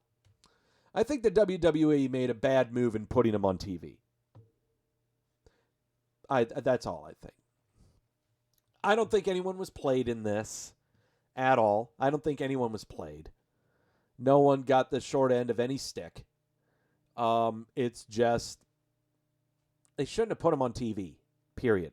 If your point was for them to have a better life and treat them well with everything that Maria's done for the company, then sure. Do that. Go ahead and do it. But don't put them on TV. If your point was really to be a charity case, you didn't have to put them on TV. That's all. All right. Oh, yeah. And also, news on the injury front. That's a baby. News on the injury front. Kalisto is sidelined with a separated shoulder. This appeared to have happened on the December 30th house show in L.A. Lucha House Party was facing the Revival when the match was stopped abruptly and Kalisto was tended to. Not knowing how long Kalisto is going to be out, but I'll go ahead and make some assumptions on that. Here we go. The injury report. Brought to you by The Juice. Nia Jax, reparative surgery on her ACLs of both knees. She is supposed to be back by now. She's still posting videos. She posted videos on Instagram and Twitter of her doing jump rope. She should be coming back. Jinder Mahal, ruptured patella. He'll be back for Wrestlemania times. Drew McIntyre has even said, can't wait to see Jinder Mahal. He is jacked. AJ Styles, dislocated shoulder. He should be back in time for the Elimination Chamber. Samoa Joe with a neck stinger. Maybe a concussion. We're not sure when he's going to be back. Jeff Hardy.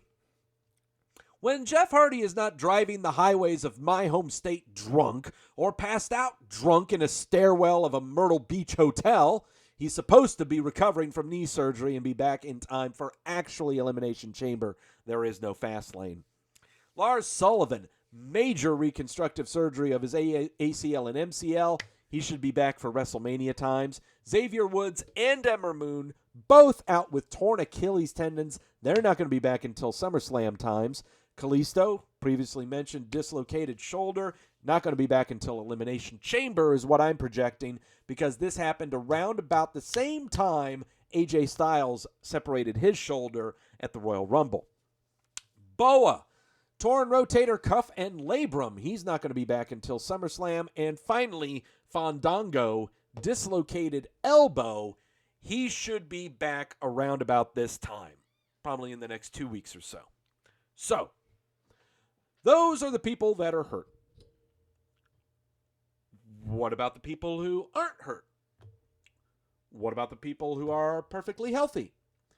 What about the people who haven't been on TV for, say, 3 weeks?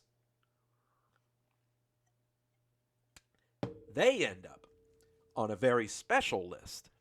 They end up on a very special list that is so special, all of your fucking dirt sheets look at it and wonder, what kind of drama can I cook up to get some clicks? It's what happens. It happens all the time. And it never fails. It never fucking fails. It's the WWE milk carton.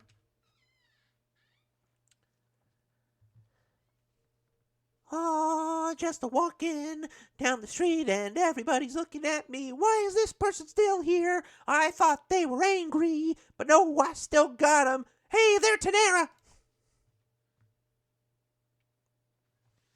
Let's start off the milk carton with a bang. All right? There were so many different reports out there about Sasha Banks. Okay, first off, Sasha Banks has not been on TV since the January 17th episode of SmackDown, where she was involved in a segment involving Bayley and Lacey Evans. So many different reports here. She's got a sprained ankle. That's why she hasn't been on TV. She was recently on Corey Graves' After the Bell podcast in character, talking about how she's getting ready when she comes back, blah, blah, blah. She's totally in character. Totally in character, not injured at all. No, nothing. She's taking a break, is what's going on here. Building up a head of steam going into WrestleMania times. It's still, I am still looking at possibly, well, I am still kind of looking at Sasha and Bayley going after the tag titles sometime. Sasha's pulling a Kevin Nash and feigning injury to keep from jobbing. Yeah, I think that's true, Ebony. Yeah, I think that's kind of true. But no, Sasha Banks, she's not hurt. She's perfectly fine. She's taking a break. Lio Rush, haven't seen him since the triple threat for contendership to the Cruiserweight title at NXT UK Blackpool 2. But it was the January 15th episode of NXT that this triple threat took place. It was between him, Isaiah Swerve Scott, and Angel Garza. Angel Garza would end up winning the triple threat, who then would go on and win the Cruiserweight title at NXT UK Blackpool 2. Lio Rush has been on 205 Live. No worries. He still got work. It's just he hasn't been on NXT in a while. Ryan saying if you count NXT, this would be a long list.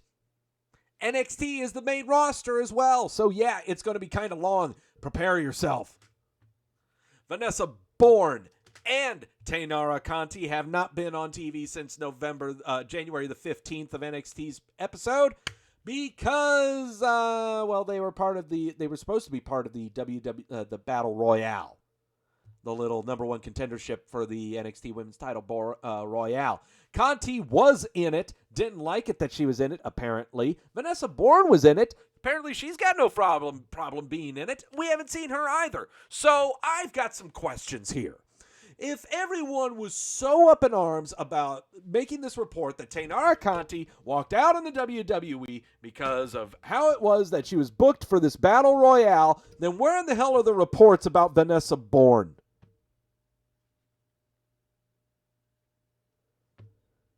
Conti has been on TV more than Vanessa Bourne in the past 4 months, and we're only talking 3-2.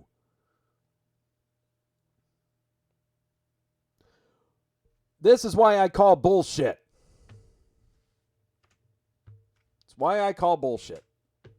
Cameron Grimes, haven't seen him since the January 8th episode of NXT, where he was in the Fatal 4-Way to determine the number one contender for the NXT North American title. It was between him, Double D, Keith Lee, and someone else.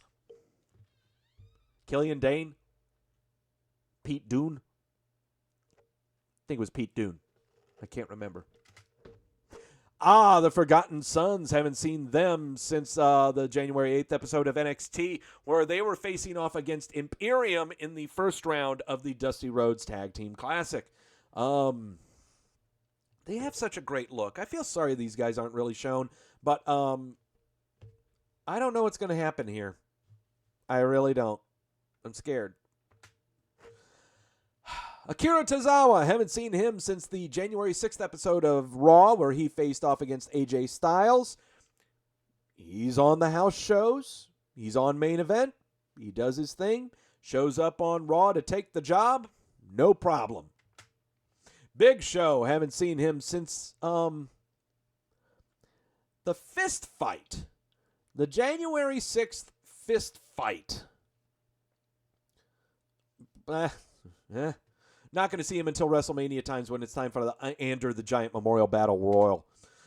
Drew Gulak, haven't seen him since January the 3rd, where he had a match against Otis, where he made fun of Otis not being able to get a date with Mandy Rose. Well, he's got one, but he's had one. And Mandy Rose and Otis have been going out for a very long time, so sure.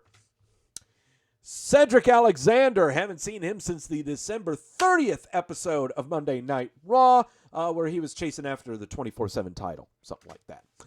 Kurt Hawkins and Zack Ryder have not been seen since that January 30th episode of Monday Night Raw. That was a handicap match that they were in versus Drew McIntyre. They're too busy playing with toys. Mustafa Ali. All this fucker can do is go on Twitter and say inspirational quotes and do house shows and everything else. But the last time we saw him was on December the 27th episode of SmackDown, giving out inspirational shit. We haven't seen him in the ring in nearly 4 months. The only times he's been on TV since Survivor Series was saying inspirational shit. Do something. Do something. I don't care how happy you can make me feel about family, faith, and life, and blah, blah, blah, blah, blah. Do something. I don't know what an Ali is anymore. Marina Shafir, Jasmine Duke. Haven't seen them since the December 18th episode of NXT where they were at ringside during Shayna Baszler and Rhea Ripley's match for the NXT Women's title. They could have been in the Battle Royale. Where's everyone bitching about them? Aren't they angry that they weren't incorporated in a Battle Royale?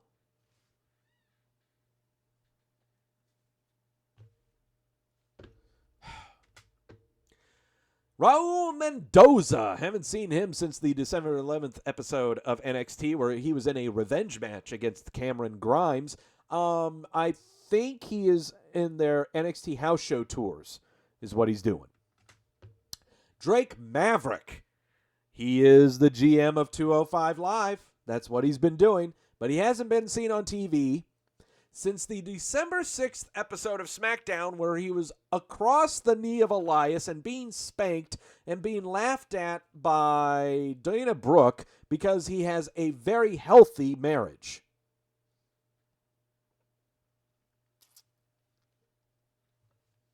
Okay. I'm always going to have him on here. He's on the SmackDown roster. Titus O'Neil.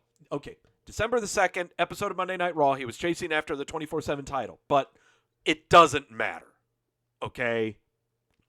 This man, yeah. This man,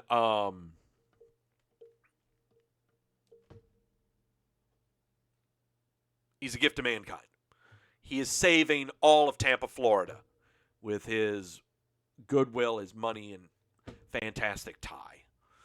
Also, Gills brought up Drake and EC3 is such a waste. EC3 is not on the milk carton, nor is he right now. He's in limbo right now. I'm trying to figure out if he's still injured. We had him down as having a concussion, but that was nearly 3 months ago. So I'm right now investigating, trying to figure out what's going on with EC3. Mansoor. All we ever thought is that he would perform in South Dakota. But no, he actually had a match in NXT on November the 27th against Shane Thorne. Both have not been seen since, except Shane Thorne has a brand new photo. A new glamour shot. So there you go. Also, bear in mind that this milk carton and all of these numbers and dates that I'm giving you are based off of the performers who are on the WWE roster pages. You'll notice on the NXT roster page, there are several names that are not on it that have been on TV. Likewise for Raw and SmackDown. The Iconics.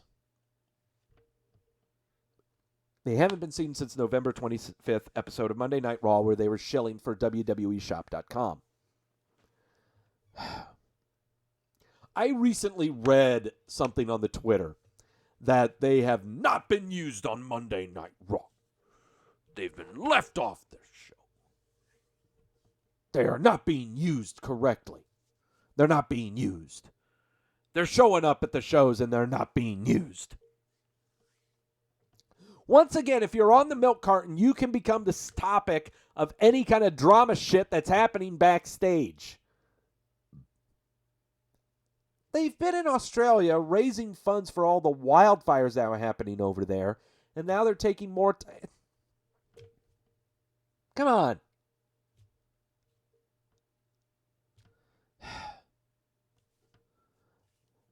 Tiny Noodle, Little Fettuccine, wee! What's your most anticipated match for TakeOver? We're going to be talking about that in a little bit. They are in Australia, Ebony. That is absolutely correct. Kona Reeves, or as I affectionately call Keanu Reeves, has not been seen since November the 20th episode of NXT, where he was supposed to have a match against, who was it? Matt Riddell. But that asshole Ricochet blasted him from behind, and so we tried to hype up Survivor Series. The B Team. Curtis Axel, Bo Dallas. Haven't seen them since the November 15th episode of SmackDown where they were in the ring with Drew Gulak making fun of Braun Strowman for some reason. I don't know. Aaliyah. Haven't seen her since the November 13th episode of NXT where she got kicked in the face by Xia Li. They threw ketchup on her nose and said that she had a broken nose. Oh, shit. Mashoon bringing it up. Oh, yeah. The Iconics. November the 25th. WWEshop.com. Hey, Kayla! You gotta be joking me! You call that journalism, eh? Hey! Ugh. Oh, that hurts. That hurts so much. Oni Lorcan, Danny Burch. Haven't seen them since the October 16th episode of NXT, where they faced off against Fabian Eichner and Marcel Bartel of the Imperium. They have been teaming up on NXT UK. They have been on TV regularly. Understand that the WWE milk carton is based off of appearances on Raw, SmackDown, NXT, and pay-per-views. Major cable and network television and pay-per-views. Not NXT UK, not 205 Live. So once they show up, or at least until they're taken off the NXT roster and put on the NXT UK roster, then there you go. Arturo Ruas. Have not seen him since the September 18th episode of NXT. The debut of NXT on the USA Network. He faced off against Pete Dunne to show off that Pete Dunne is a thing. Arturo Ruas is not a thing at all. Primo Cologne on the main roster with a new glamour shot that he got last month. Has not been seen since March the 26th of last year, where he and the team of Sanity joined up with a security group to keep Shane McMahon and The Miz apart from each other to build up for their match at last year's Wrestlemania. A brand new glamour shot for this guy. He failed the wellness policy, basically because he didn't take the test. He was in Puerto Rico. He's been in Puerto Rico for the past year practically. Speaking of, check out that date. Huh? You see that? You see that? How far away are we? About 7 weeks? We're about 7 weeks away from the 1-year anniversary of Primo Cologne being on television, but yet still a part of the main roster. But he will never compare to the stalwart of the milk carton. I'm telling you, this milk carton is going to be just called the WWE milk carton, brought to you by the Colognes, because Epico Cologne has not been on TV since Survivor Series of 2018. The Colognes present the WWE milk carton. The Shining Stars present the WWE milk carton. God, it's amazing. This is absolutely amazing. Tiny Noodle, what's my type 5 power ranking? Look, do you want a power ranking or do you want to know my thoughts on the Buzzsaw Chainsaw pay-per-view? Which one do you want? We're going to talk about the Buzzsaw Chainsaw pay-per-view. That's what I want to talk about. All right. Enough of the milk carton. That's a lot of people. All right. Take a sip of the sources. We made one lock earlier today that Shayna Baszler is not debuting on Monday Night Raw tomorrow. But we have 6 matches on the pay-per-view card. We're making 3 locks. Get a lock wrong. You guys know the drill. Let's get this over with. Oh, let me see. I got to get the thing. I need something to write with. That's my buzzsaw noise.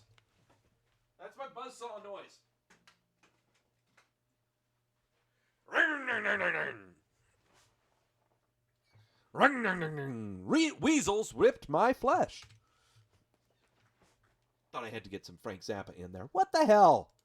No, that's not where we're starting. We're going to move some things here.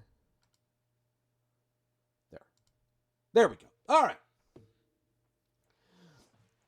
No Nafis to bail me out this time. No, you're right, Gills. No Nafis to bail me out on this one. All right. NXT Takeover Portland, the Chainsaw Buzzsaw pay-per-view. No, that sounds like Frankenstein. Ring, ding, ding, ding, ding, ding, ding. Okay, there we go. Okay. 6 picks, 3 locks. I get a lock wrong. I take a shot at tequila on next week's show. On the next week's show, not next week's show, because this show is on Sunday. So here we go.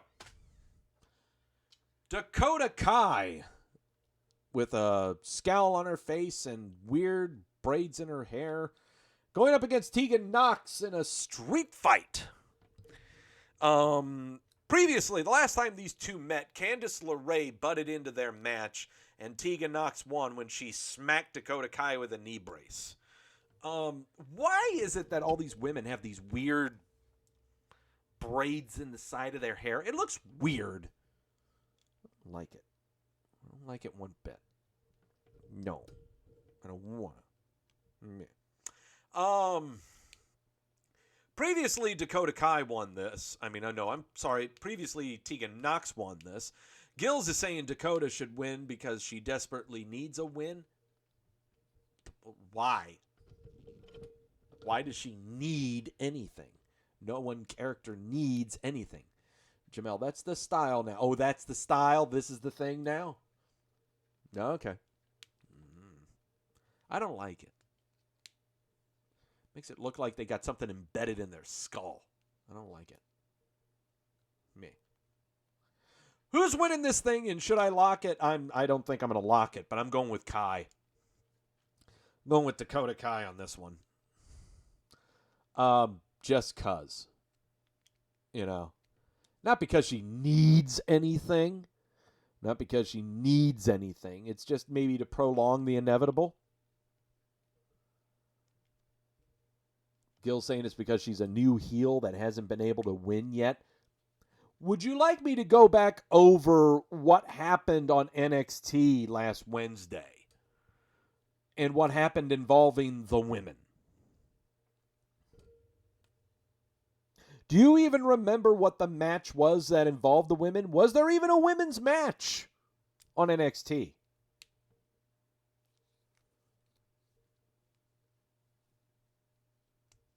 It's all about Rhea Ripley, Bianca Belair, and whatever the hell they're going to be doing. There's no other women's programs going on. This is the only other one. And the way it's going right now with NXT and the women, you got to keep this program going on because you don't have any other programs going at all involving any other females. I think Io Shirai is a heel, isn't she? All right. Yeah, I'm going with Kai on this one, but I ain't locking it. I can't lock it. No, just can't. Just can't. It's anything goes. There's going to be no DQ or whatnot. So, yeah. Got to go with Kai. For the NXT Tag Team titles, Undisputed Era of Kyle O'Reilly and whatever the hell a Bobby Fish is going up against Matt Riddle and Pete Dunne. The Broserweights.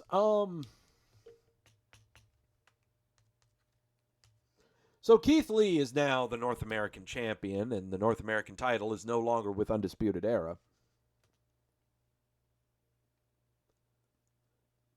Keith Lee, Riddle, Dunne, and Tomato Ciampa have all been in fights with Undisputed Era going way back. All of them have history with each other. The whole program line with NXT for the past 3 months, practically, is Undisputed Era getting all the gold. It is now almost within that time that the gold is leaving Undisputed Era. And it is going to be almost around that time a split maybe happening.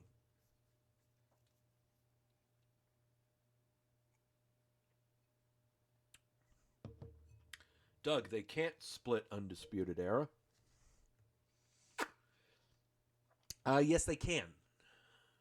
They can and they will. They can and they will. They'll just find people to replace other members that are planning on dissenting Undisputed Era.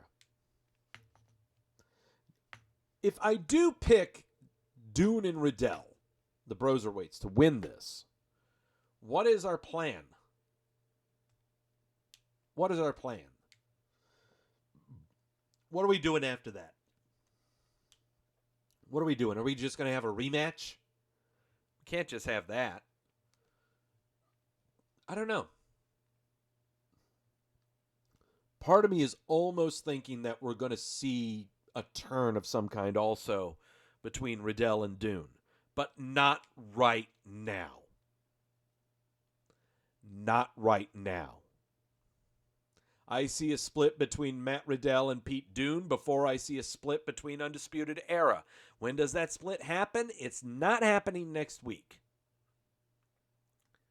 Ebony, one thing I don't like about these NXT promo shots is that you can't tell who you're supposed to boo or cheer. That's NXT.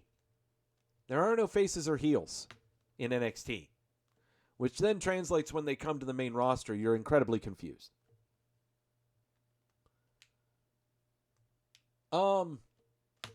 I am going to take Riddell and Dune.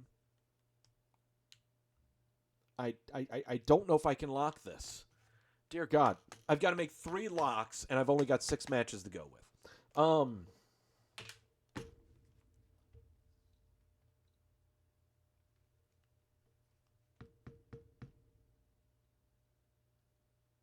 And remember, when I say win, this also means by disqualification.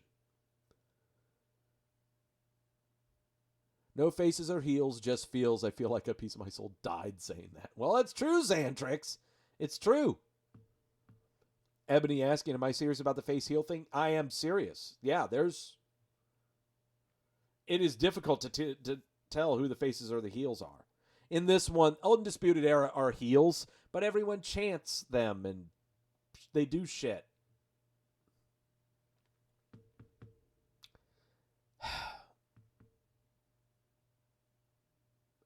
I'll take the title change. I'll take the title change. I'll take a title change. I can't lock it. I just can't lock it. I just can't. I got 3 locks here and only 4 matches. Okay. All right. North American title defense. Keith Lee making his first North American title defense versus Double D, Dominic Dijakovic. This is going to be the fun match. The match that I'm looking forward to. This is the 4th or 5th time these guys have gone against each other. This is going to be a fun one. All right. I love me big boys beating each other up. This is going to be a good one. Keith Lee keeps it, locks it. Yeah, that's an easy one. I'll take Keith Lee, lock it. Easy. Easily going to lock this. And this match is going to easily surpass the one that follows it. Gargano Balor. Johnny Gargano Balor. In a regular match.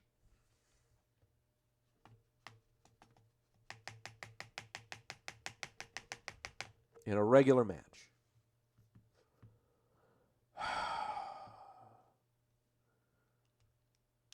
Oh, boy. Man. This is a regular match between Gargano and Balor, which means I am thinking Gargano's going to win by disqualification because he's been calling for the real Finn Balor to show up. Well, the real Finn Balor won't, the demon comic booky guy's not going to show up. The real Finn Balor is going to show up using a steel chair during their match or causing a disqualification after they do 25 minutes of nothing. So, I buy that happening. Gargano winning by DQ than anything else. Because Balor's a heel now, supposedly. Supposedly. So, a low blow? Yeah, there you go, Lewis. Low blow. That's fair. Gil saying takeovers usually don't have DQ finishes. No, it's true. Every match, seriously, all matches that happen on takeovers are clean. They don't do DQ finishes. The reason they don't do that, to separate themselves from the WWE and show that it's just not another televised match. But if you want to get the crowd to hate you, it's what you do. But takeovers don't have DQ finishes. So we want to keep this going. I want to keep this going to where this is like a steel cage match or something like that going into the WrestleMania Takeover show. I want to keep these two going at it for a while. So, Ebony, you guys aren't selling me on NXT. Well, I'm not here to sell you on anything. I'm not going to sell you on anything. I'm just telling you what the matches are and telling you that if I get something wrong, I got to take a shot at tequila.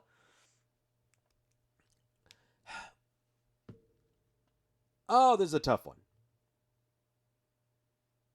This and two other matches. I've got two more locks.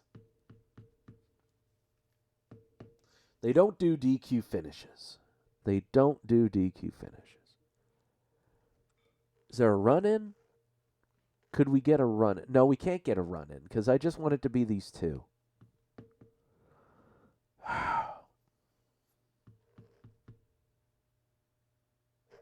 I don't know. God, this is tough. And I don't want to skip over it. I want this to keep going on. This is the first time they've gone against each other. Seriously. They've just been jaw-jacking with each other and doing cheap shots.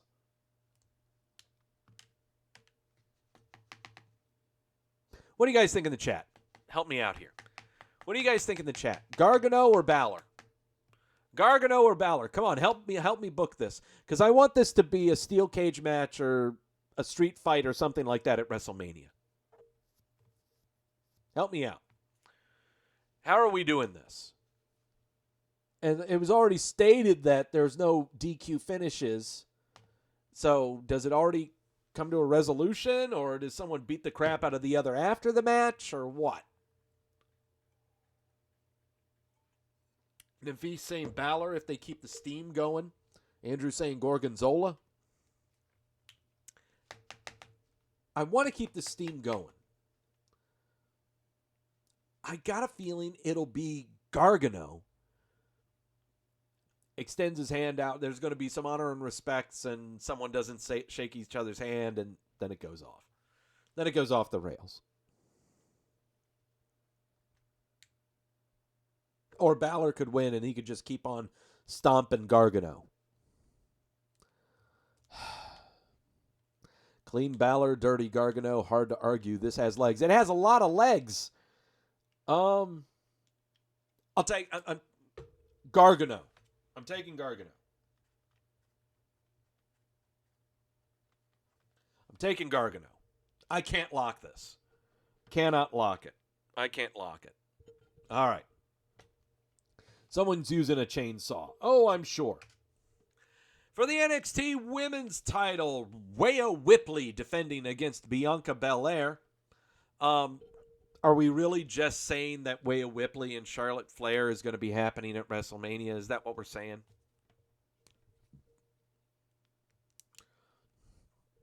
Is that what we're saying? We just overlooked Bianca Belair? Yeah. No contest due to Charlotte. Well, we just said there are no DQ finishes in NXT pay-per-views. Gil's saying Rhea, lock.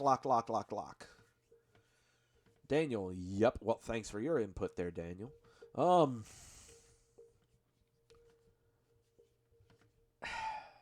Yeah. Rhea Ripley. Rhea Ripley, gotta lock it. I'm forced to lock it. forced to lock it. Ripley and Flair at WrestleMania. Sure, I guess. Sure, why not? Swerve with Bianca would be cool. I don't know if a swerve is going to happen. I know Charlotte Flair will appear on the pay-per-view maybe, and Bianca goes after Charlotte. We could have a Bianca Belair Charlotte Flair match at Elimination Chamber to tide us over until Wea, Whipley, and Charlotte Flair go at it. It's kind of what I'm looking at. Finally, gotta lock it. Adam Cole defending the NXT title against Tomato Ciampa.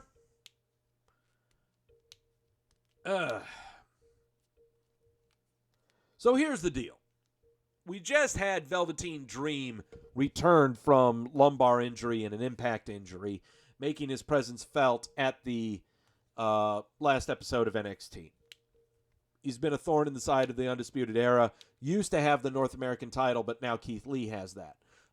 So he's basically going to be a thorn in the side of the Undisputed Era, period. Sooner or later, Velveteen Dream is going to have an NXT title match. Will it be against one of these men or will it be both? It's going to be at the WrestleMania Takeover show. If you want this to carry on, and I absolutely want this to carry on, first off, run-ins galore. Roderick Strong is going to make an appearance. Velveteen Dream will make an appearance, but it will cost Tomato Ciampa the chance at the title. I'm going with Adam Cole, and I have to lock it.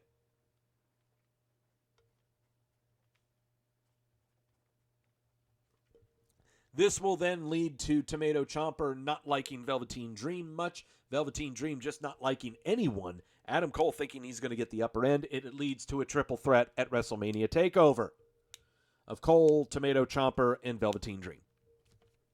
So there you go. Sorry, Michoon, I know you're saying Tomato Ciampa's taking Goldie home. Nope, I'm not buying that right now. Not yet, anyway. So that's going to be your predictions for NXT Takeover Portland, the pay-per-view. These are the picks. Dakota Kai over Tegan Nox in a street fight. Pete Dunne and Matt Riddell winning their match against Bobby Fish and Kyle O'Reilly. Whether that is clean or not, yet to be said. I'm just saying they're going to win. Keith Lee successfully defending the North American title against Double D, Dominic Dijakovic, and I am locking that. Johnny Gargano over Finn Balor, no lock. Wea Whipley successfully defending her NXT Women's title against Bianca Belair, and I am locking that. And finally, Adam Cole successfully defending his NXT title against Tomato Ciampa, and I am locking it. So, Ebony, this card seems super serious for a February pay-per-view. So many blood feuds. That's what NXT does. And they defend every single one of their titles at these pay-per-views and only have one or two other matches that are grudge matches. They are not like WWE pay-per-views that have a lot of throwaway matches. Just having a match for the sake of having a match. It doesn't happen. But just like I'm glad someone reminded me that on NXT TakeOver shows, there are no DQ finishes. Thank you for reminding me. Thank you for reminding me. That's going to do it for Wrestleview Weekly this week. Thank you all so much for sacrificing your XFL time. I don't get it. I really don't get it. I don't watch a lot of football anymore. I don't care about wrestling that much, says Ebony. Well, I don't either. I don't care about you. No, I'm kidding. All right. Thank you all so much for stopping by.